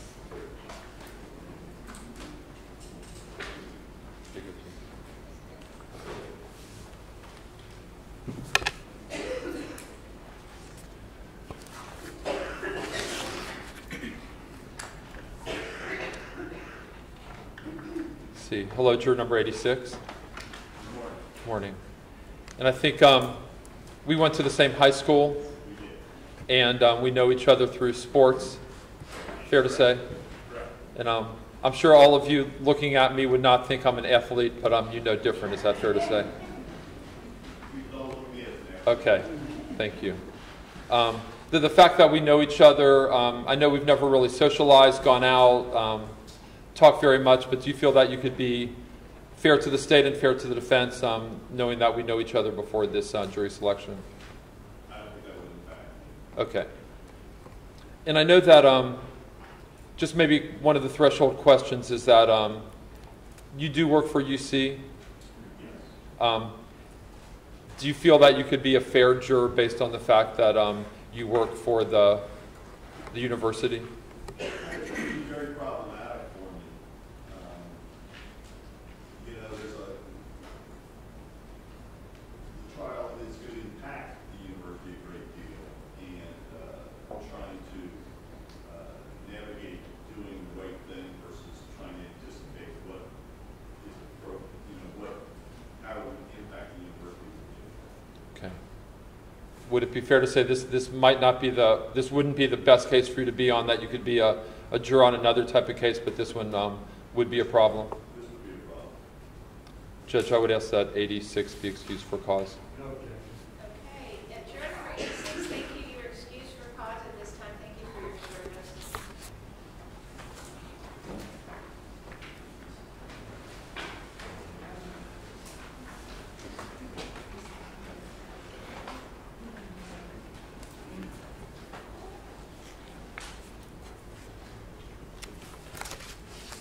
So it looks like we're still at 25. Okay, number 87. You're an electrician? Yes, sir. And it looks like, as far as the body-worn camera, you have seen it? Yes, sir. And tell me what your thoughts were after you saw that. Because you might have forgotten to answer question number 60 about what your thoughts were after seeing the video as to whether the shooting was justified or not. I don't, my personal opinion, I don't think you can judge just on that. There's only, I think, 2-3 minute video. Okay. So it was only a snippet in the middle. Okay. Okay. Would you say that you have an opinion one way or another as to the guilt or innocence of the defendant in this case? No. Could you be fair to either side? Absolutely.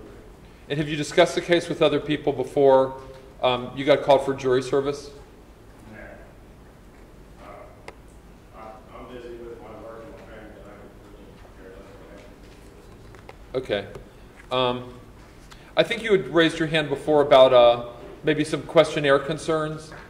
Yeah, I don't want my name or address released. Okay. No one needs to know who I am, where I live. Yes, sir. If that's not disclosed, would you have a problem with some of your other answers being given out? Yeah, no, that's fine. And it looks like your son is on a team with a UC police officer's son. No, he's Hamilton County Sheriff. Hamilton County Sheriff. Okay.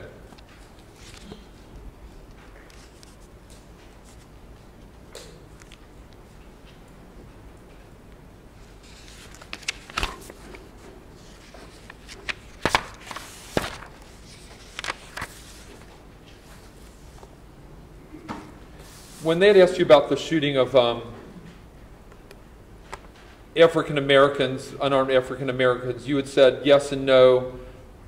Problem is, in what are the people getting shot at doing to be in a position to be shot at? Could you expand on that answer for me a little bit? Well, I mean, obviously, the problem when people are getting shot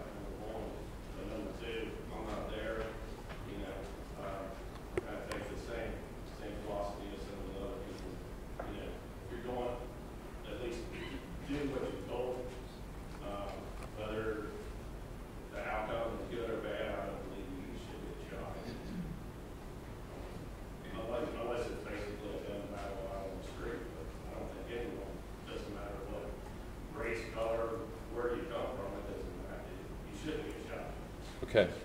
That's not the whole point of the judicial system. And you had thought that the justice system in America was not fair? And tell me why you don't think it's fair. Because the more money you make, the more you can get off. If you have celebrity status or not, you still get off. Okay, and is there a particular case that you followed that maybe led you to that conclusion, or Not really any case, it's just where I live, I see a lot of drug activity. And if you look at people having a drug problem, they'll get thrown into jail and a lot longer than, say, a celebrity that gets pulled over and found with marijuana. okay? And we start working on it. Because you said nothing is fair. If it was, most things would be fine. Yep. When you said nothing is fair, what did you mean by that? I was always told life ain't fair, the other way. Okay. Nothing's fair that you want to have people shooting each other and doing stupid stuff. Do you feel that you could judge whether or not, if something isn't fine or something isn't fair, who's at fault in that situation?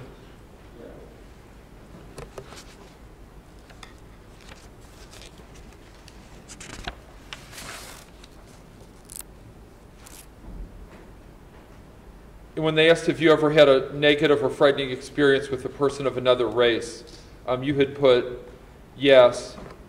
Thugs or hoodlums used to come into our neighborhood to sell drugs, sick of it because they didn't live there, so why bring it to my house to meet and sell it? What part of town would that have been in? I live in Springfield Township, and I live in a neighborhood that's only one way in and out, and drug dealers know that, so they only have to look at one way while they park in front of my house and deal drugs. Okay. I've called cops, cops don't do nothing, so now I'm on phone. And would the people that sell the drugs, you said, would they be of a particular race?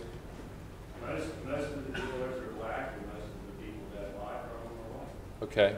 And have you ever had any interaction with either the buyers or the sellers from your house? No. Okay. Get caught up in that. And it looks like you have children? Yes, sir. And how does that affect your kids, your family, your ability to enjoy your property? Well, I mean, if we see someone that obviously isn't around and we usually see driving through the neighborhood, obviously you either put them around in the back or put them in the house, which we shouldn't have to live like that. How prevalent are the drug dealers in your neighborhood? What happened over the weekend, but in the last 4 or 5 years, it's dropped off drastically. Would that impact your ability to be fair to one side or the other in this case? No, I mean, if someone's dealing drugs, then there's, obviously it's against the law. I mean, evidence shows one way or the other. When they had asked you, juror number 87, about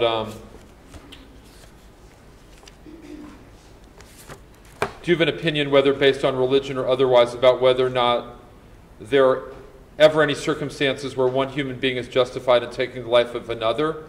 You had said there is no circumstance where one is justified to take another life. Only God has that right. That's right. Could you tell me about that? Very self-explanatory.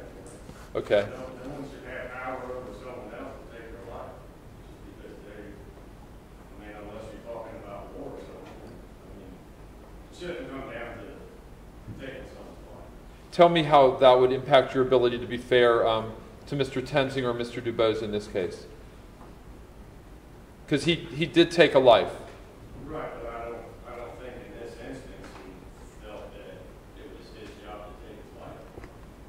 I mean, I wrote that question as if someone is standing over someone else and they feel that it's justified to shoot them, that they're allowed to do that. Okay. So, and just so I'm clear on what your answer is, you feel that sometimes that people are justified in taking people's lives? Only in war. Only. Well, what about a police officer in the line of duty? Would they be? If they're getting shot at, I believe that's justified. Okay. What about if they're not getting shot at? I believe that there's other ways that you can do something, granted I'm not obviously involved. Sure. Do you think you'd be a fair juror to the state or the defendant in this case? Yeah. Thank you, juror number 87. See juror number 88.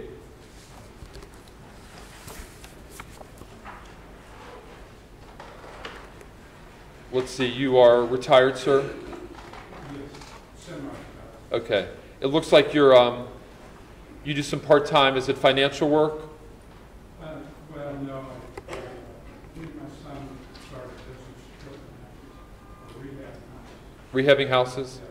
And then, was that what you said when you said you do physical work? Yes. That you actually get down on, Right.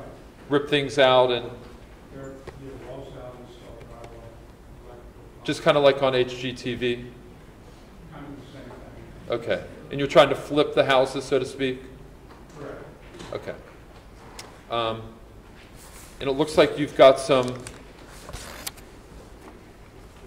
courtroom experience, just some minor, you said 3 times, once for wife, involved in accident and kids. Yes. Were they all minor, like traffic cases? Well, the accident, my wife was involved in her hospital. She almost died. Sorry. That was 20 years ago. Okay. Was that a traffic accident? Please? Was that a traffic accident? It was a traffic. Was somebody else cited or charged with something? Yes. The man was driving a pickup truck. He was intoxicated. This was a drunk driver? He ran that off. What ended up happening with the case? I'm not real sure what happened to him, because I got more involved in my life than Her recovery? her recovery and stuff like Did she end up recovering? that. Yes, she's had some problems since then, but she had any number of problems with broken ribs, punctured lung, Okay. broken jaw. So it's quite a recovery process. But I think this probably led to some of the problems she has today, arthritis. Okay. So the justice system can never really fully compensate her or you for what you went through, but do you know what, was he prosecuted in the court system? Compensated for it. I don't necessarily by a jury. I don't necessarily think that it was the total amount that we thought we should get, but it was satisfactory. Okay. And what about with your kids?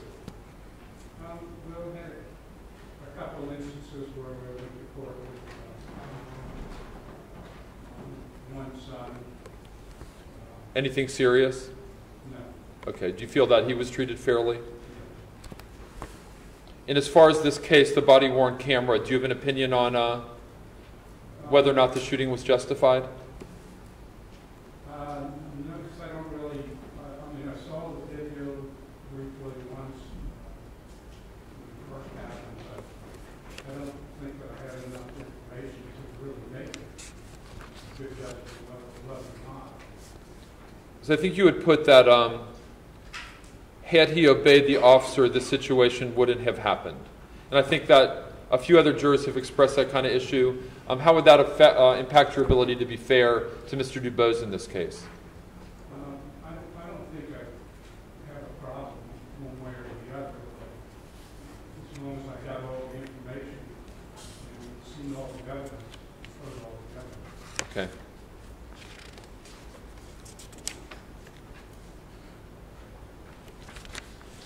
And would you say you had an opinion before this started as to the guilt or innocence of Mr. Tensing? I kind of figured that there had to have been something more that I saw or witnessed to why a police officer would shoot someone over a traffic light. So there has to be something more that I haven't heard. But You know, I just kind of felt there must have been something to make him do that, otherwise why would he shoot? Okay. Why would he shoot? Unless it was accidental.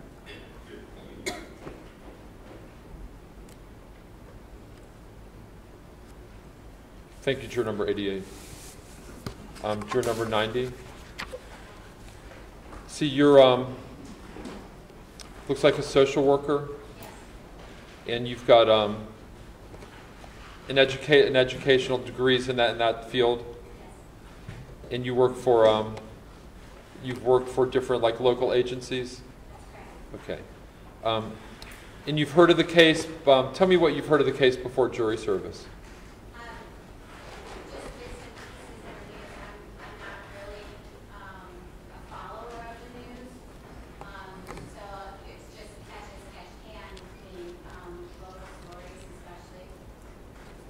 Okay. Did you have an opinion based on what you knew coming in as far as the guilt or innocence of Mr. Tensing? No.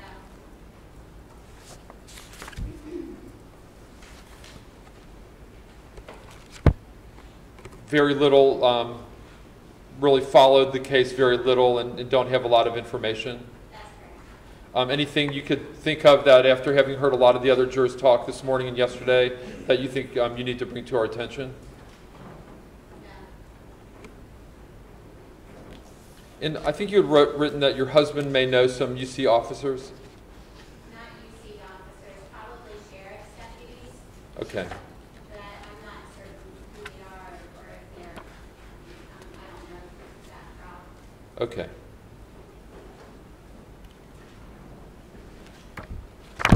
Thank you, juror number 90, and I think that's 28. Yeah, that's about right. Okay. Thank you, folks, for being so patient. I appreciate it. Juror number 90, you win for best handwriting. It's immaculate. I can't read it. I can read every single word.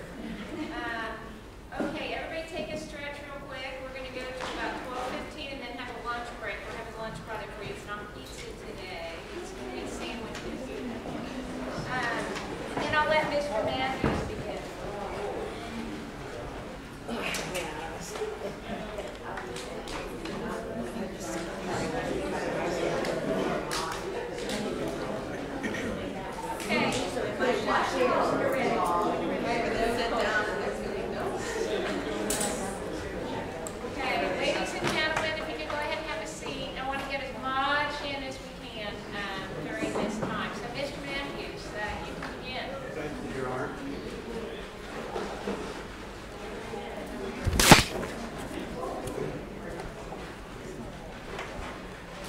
Okay, everybody ready?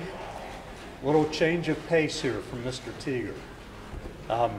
And ladies and gentlemen, I hope that I don't repeat a whole lot of what Mr. Teager has discussed with you, but there will be some things that I will go over again with you. The way I normally start out is that I have a series of questions that I ask to everybody as a whole, and I would ask that you respond to those, but if I don't ask you immediately why you responded to that, keep that in mind and remember if you ever get up here into the box, and that's for you folks back in the back. And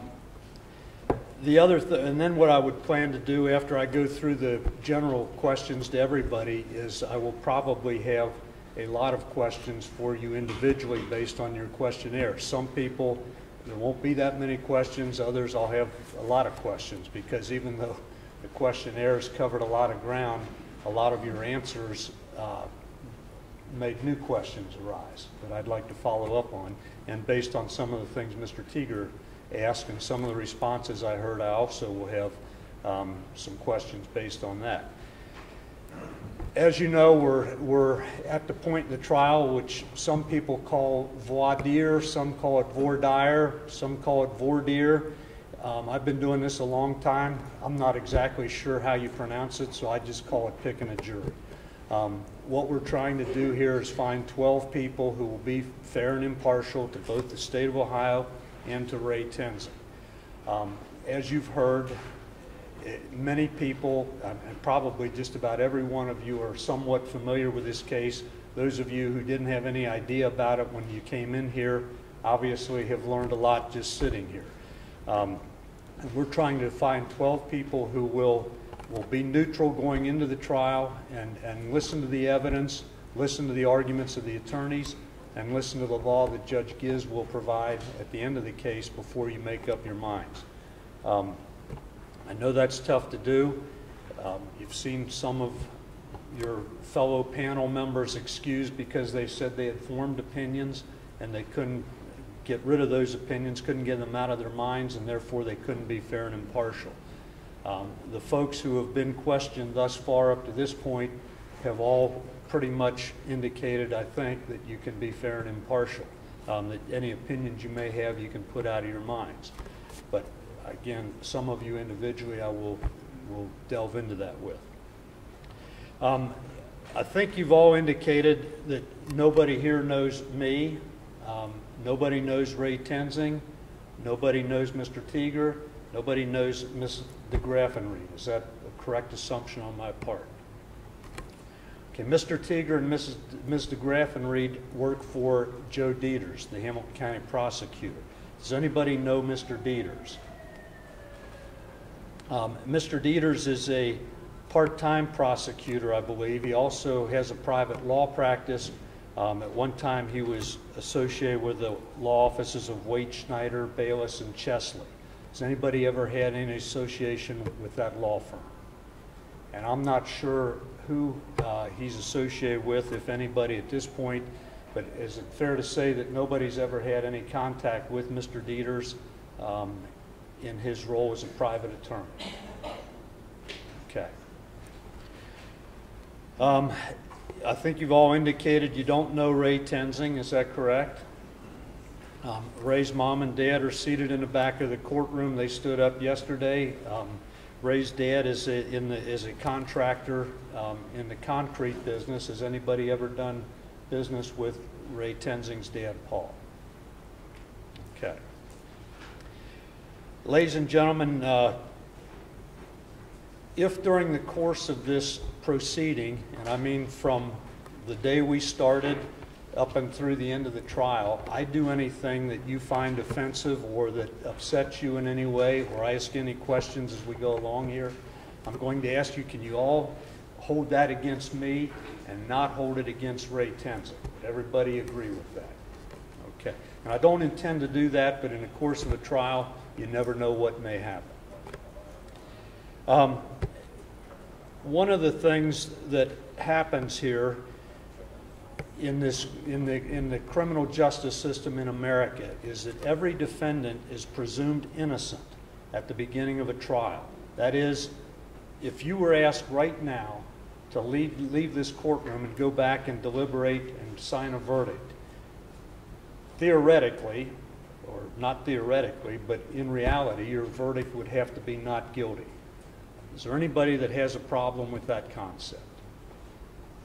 And the reason I bring that up is that right now, you've heard Mr. Teager say what some of the facts are in the case, but you haven't heard the complete story.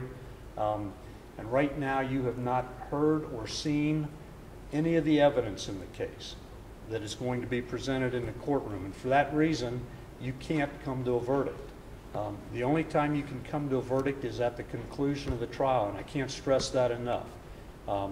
No matter what you've seen or heard about the case up to this point, you have to put that out of your mind and decide this case solely upon what happens in this courtroom. That is testimony from that witness stand, exhibits that will be admitted during the course of the trial, to some extent the arguments made by the attorneys, and more importantly, the law that Judge Giz is going to explain to you at the end of the trial.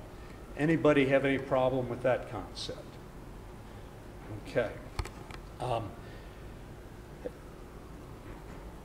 Mr. Teager was not so subtle yesterday, I thought, in one of the things he said. He said his office reviews all police shooting cases and most are justified, so that they do not result in indictments. What he was saying there was that his office reviewed this case and thought it was not justified, and that's why Ray Tenzing's sitting there in this courtroom and why all of you are here. right here, ladies and gentlemen, is a copy of the indictment that was returned by the grand jury in this case. This indictment charges Ray Tenzing with the offenses of murder and voluntary manslaughter. And all that it is a document that notifies Ray that he's been charged with 2 criminal offenses. Can you all accept that the indictment is nothing more than a notification of what he's been charged with, that it has nothing to do with whether he is guilty or not guilty of the offenses he's charged with? Can everybody accept that proposition? And just because a grand jury has returned an indictment, that means they've been presented some evidence presented by the prosecutor's office to cause them to issue this indictment. But we don't know, because grand jury proceedings are secret, we don't know what evidence was presented to the grand jury or what evidence was not presented to the grand jury. Again, all this is an indictment notifying Mr. Tenzing of what he's charged with. Can you all agree that the presumption of innocence that I just spoke about applies regardless of the fact that there's been an indictment returned? Okay, thank you. As I indicated, there are 2 charges in this case, and as you all already know, the charges are murder and voluntary manslaughter. Two of the most serious charges or crimes that can be alleged to have been committed in the state of Ohio. Is there anybody here who feels that because of the serious nature of this case, I don't want any part of it, or I can't be any part of it? Okay, I'm going to take the silence as a statement that you all can, no matter what the charges are, you can sit on this case if we ask you. Okay. Mr. Tenzing has entered a plea of not guilty of each one of the charges that has been filed.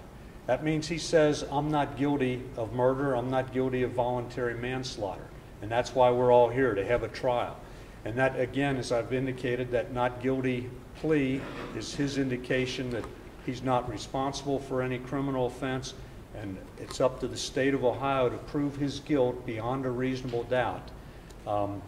Judge Giz will define for you the term reasonable doubt. That is the standard that you are to apply to the evidence that will be presented.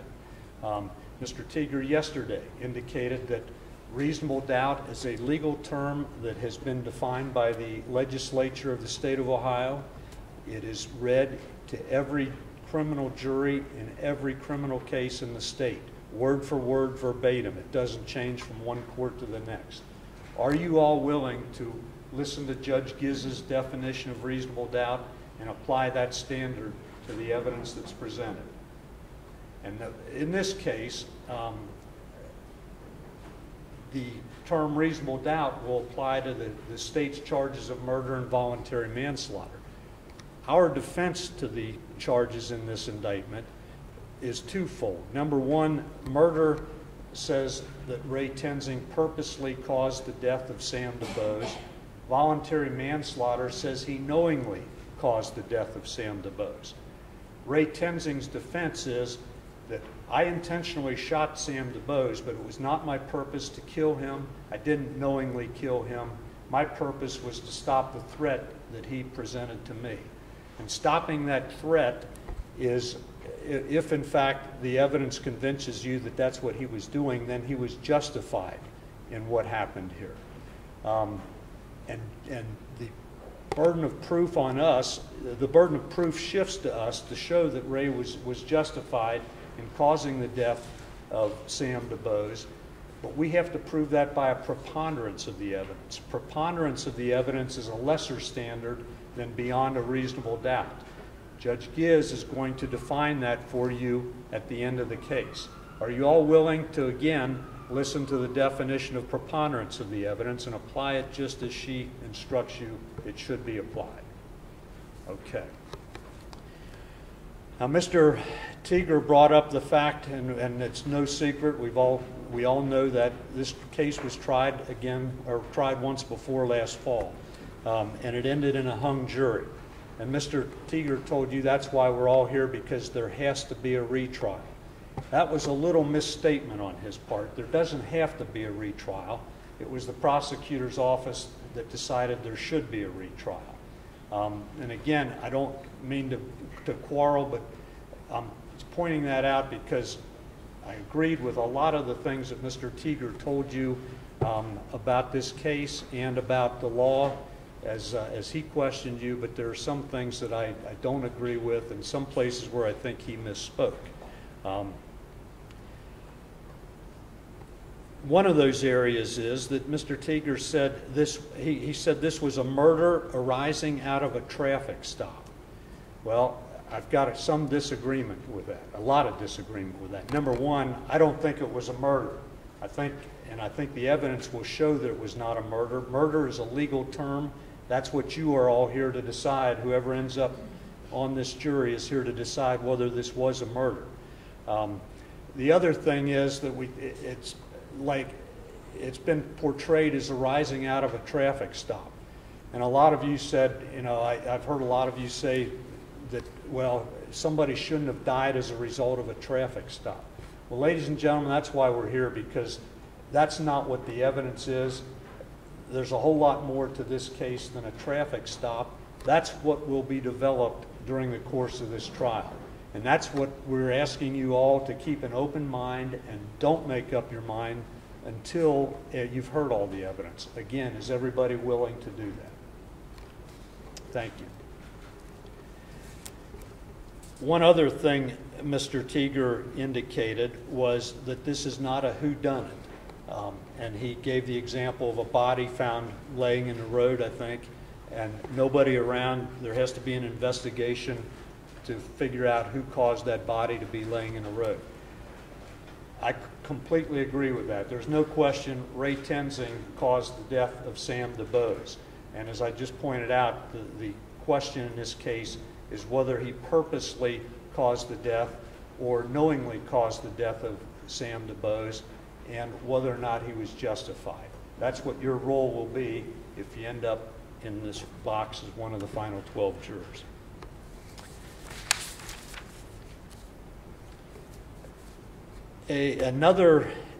I talked about the presumption of innocence that attaches to all defendants in all criminal cases.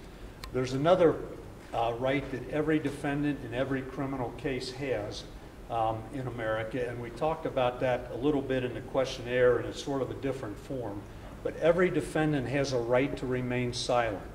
That is, anybody accused of or charged with a criminal offense can, from the moment they are taken into custody right up and through the end of a trial, has a right to not say a word about it, not explain it, not do anything. And Judge Giz would tell you at the end of the trial, if Ray doesn't testify, that that's his absolute right and that you're not to hold that against him. Is there anybody that has a problem with that? If he would just sit there and not testify in this court, is there anybody who would say, well, I'm going to hold that against him, he's got to be guilty? Okay.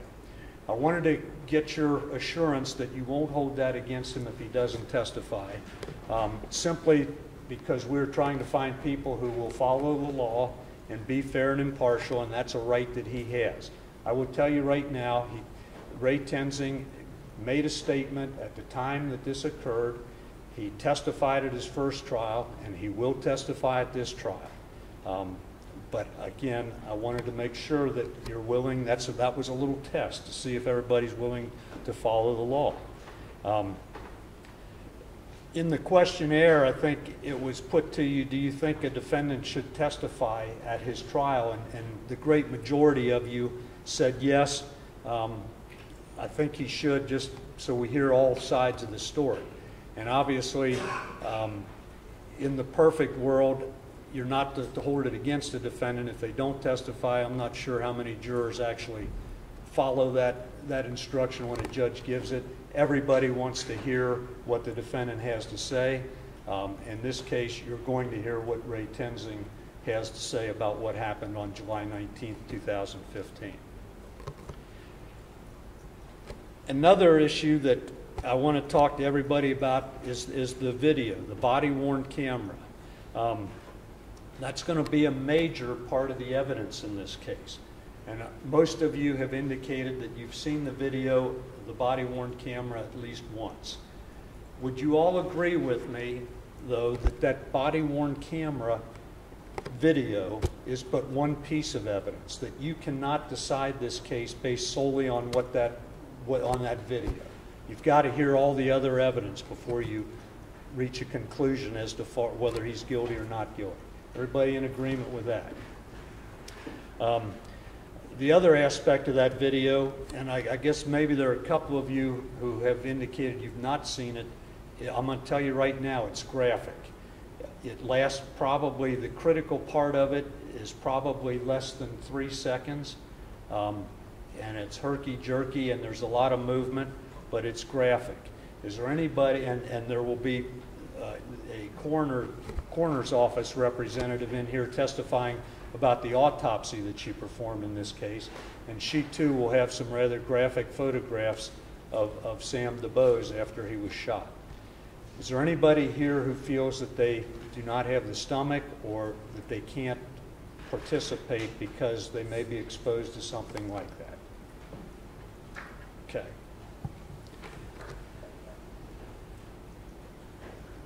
We've had some discussion about experts. Experts who will come in here and testify what the video shows or does not show. The state of Ohio has an expert. The defense has an expert. I think you've all agreed, and one of the jurors back here in the back indicated that, or I think Mr. Teeger asked, do you think the experts will cancel each other out? Will you all agree with me that the experts are trained more than most people, and that's why they're experts, to opine about what a video shows or doesn't show? Can you all agree with that? But would you also all agree with me that at the end of the day, it doesn't matter what the experts say, all they're testifying about, or their purpose is to assist you in trying to understand, but at the end of the day, it's up to each of you individually and collectively as a jury to decide in your own minds what that video shows or doesn't show or what impact it has on this case. Everybody in agreement with that? Thank you. Can you all agree that a camera only records what the eye of that camera sees?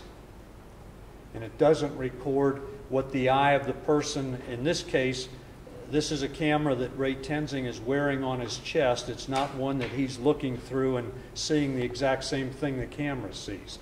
The camera in this case sees what the camera sees. Would you all agree that it does not see necessarily what Ray Tenzing saw? Can you all agree with that? And can you all agree that the camera doesn't have a brain and it doesn't have guts and it can't feel what Ray Tenzing felt and perceive what Ray Tenzing felt on July 19, 2015? Can everybody agree with that?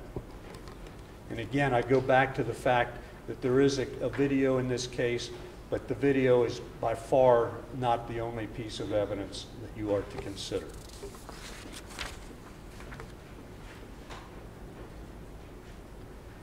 I think I've asked this before, but at the end of the case, Judge Giz is going to instruct you on the law that applies to everything you hear in this case. Is there anybody here who says, I don't care what Judge Giz says, I'm going to do what I think the law should say? Or are you all willing to follow the law as she instructs you? Okay. Also, ladies and gentlemen, at the end of this case, the 12 of you who finally are in this box, and I look at you folks, but I don't think all 12 of you are all going to be here at the end of this, but some of you others will probably move into these spots. At the end of the case, the final 12 people are going to be asked to go back to Judge Giz's jury room, and we're not in her room, so I point back that way. That's where Judge Shanahan's jury room is. Hers is behind her courtroom. But the 12 of you will be asked to go back and deliberate in this case. Talk about the evidence, decide whether Ray Tenzing is guilty or not guilty of some offense in this case. That requires participation on the part of each one of you. Is there anybody here who feels, number one, that I don't want to be part of a discussion with 11 other people, that I can't do it? I'm going to take it from not seeing any raised hands that everybody is agreeable that they can go back and participate if asked. The other thing is that 12 people deciding a case sometimes don't all see eye to eye. And there are going to be, sometimes discussions in a jury room can get pretty heated. I one time was fortunate enough to sit on a jury, an experience that I'll never forget. It was not a major case like this, but there were people, it got a little heated at times. In this case, we all know the first case ended in a hung jury. We all know that the jury was sequestered, I think it was for 2 nights at the end of the first trial, which resulted in about 3 days of deliberations. You know, I wasn't present in a jury room, but I can take it from that fact that not all 12, and I know at the end result, not all 12 people could agree, and I assume that there were some pretty heated discussions in the jury room. Is there anybody here who feels that they don't want to be a part of that? If it gets down to the point where there are 11 people who feel one way and you feel the exact opposite way, is there anybody here who feels that I would just give it up and no matter what my opinion is, right or wrong, I'm just going to join the majority just to get this over with? You all agree that you could stick by your opinion no matter what? Would you all agree that if, in fact, you are ultimately convinced that maybe your opinion is not right after you've expressed it one way, that you wouldn't be so stubborn that you couldn't change your opinion? Okay. I think, ladies and gentlemen, we've talked about the potential length of the trial. I thought when we started this process that by today we'd be darn close to the end of it. And obviously we're still right at the very beginning. Judge Giz indicated to you that she would like to have your commitment that you could be here through the end of June.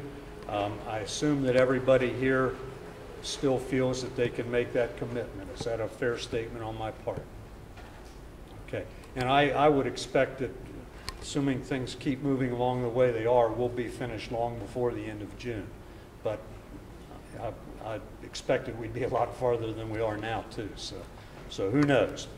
One of the things that we're going to ask the people who are seated as the 12 jurors, and we're going to seat 4 alternates just in case something happens to one of the regular 12 during the course of the trial. We're going to go out to the scene where this incident occurred on Rice Street, right off of Thill Street, which is not all that far from here. It's 1.5 miles or so, or maybe less than that. But that is Rice Street is a street that has a little uphill grade to it. Is there anybody here who feels like physically, and we're going to ask you to get out of the bus and walk and look at that scene. Is there anybody here who feels that physically they could not accomplish that? Okay. We ask on the questionnaire about anybody's affiliation or connection with the University of Cincinnati, and I think a number of you have indicated you either graduated from UC, you work at UC, or you have kids who go to UC. Is there anybody that feels like their connection with the University of Cincinnati would cause them not to be able to be fair and impartial if we ask you to sit on this jury? If you'd feel like, I don't like UC, or I like UC so much I can't be involved in this case. Okay. There will be a lot of law enforcement witnesses who testify in this case. Ray Tenzing is a law enforcement officer. Is there anybody who has feelings either so positive or so negative about law enforcement officers that you can't sit on this case? Okay.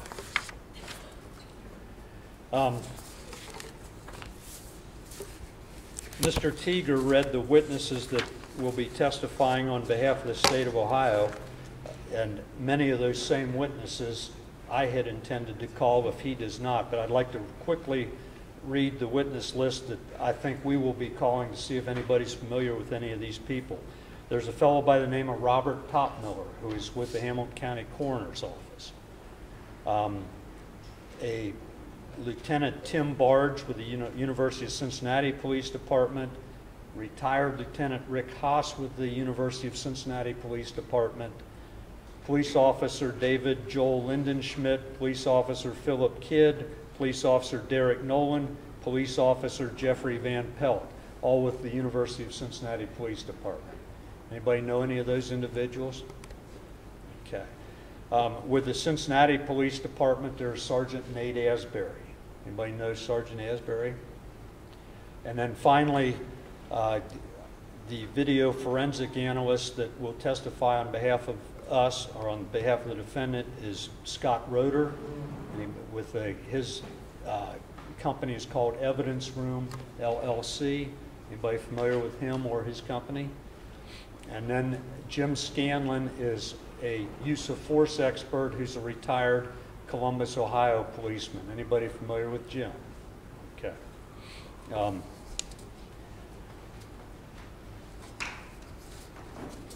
This case, as you know, involves the use of a firearm. Mr. Tenzing, Ray, was a police officer. Sam DeBose's death was caused by a firearm. Is there anybody who has opinions so strongly one way or another about guns that they can't sit on this jury? Okay, I'm going to try to wrap this up because we're getting close to 12:15 and it's been a bit of a long morning.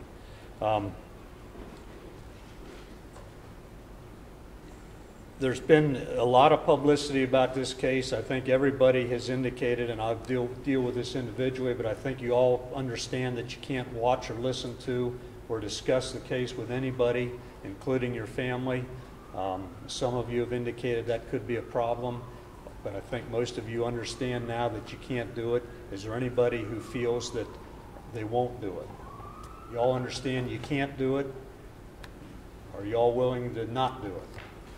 Okay.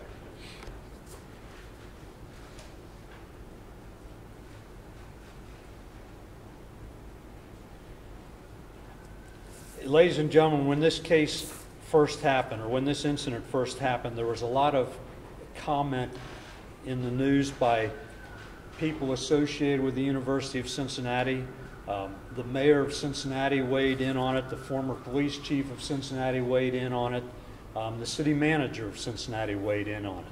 Is anybody familiar with any of their comments?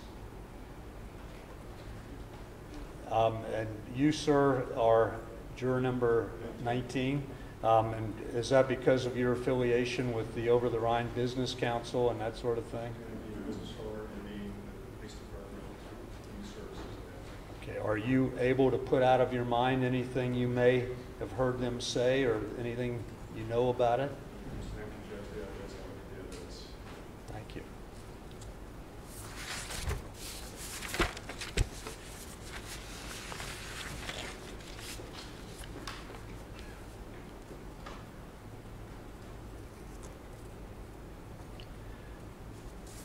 Okay, Judge, I have a little bit farther to go. Should I press on, or I see some sort of squeaming? Okay.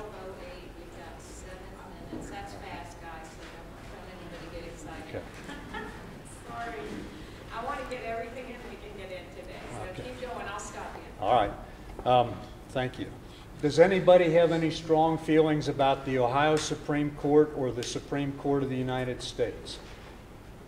The reason I ask that is that the law that Judge Giz is going to explain to you at the end of this case is set forth by both of those judicial bodies.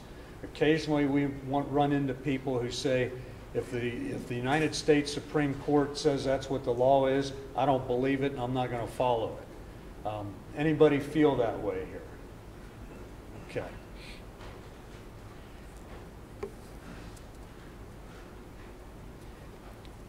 Last week, right after we started this process, Black Lives Matter held a rally up right around where we are going to be going in the bus. Did anybody here see that rally or attend that rally?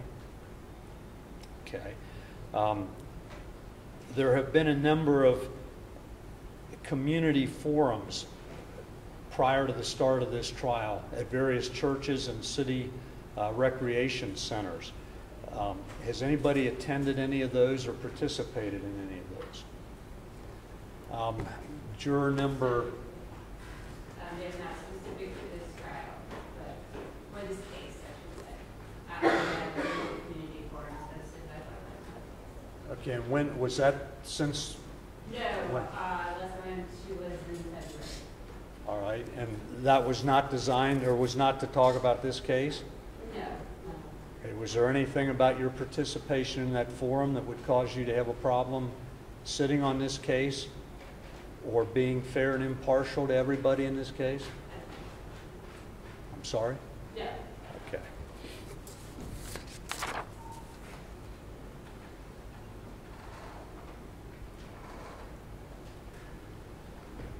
Ladies and gentlemen,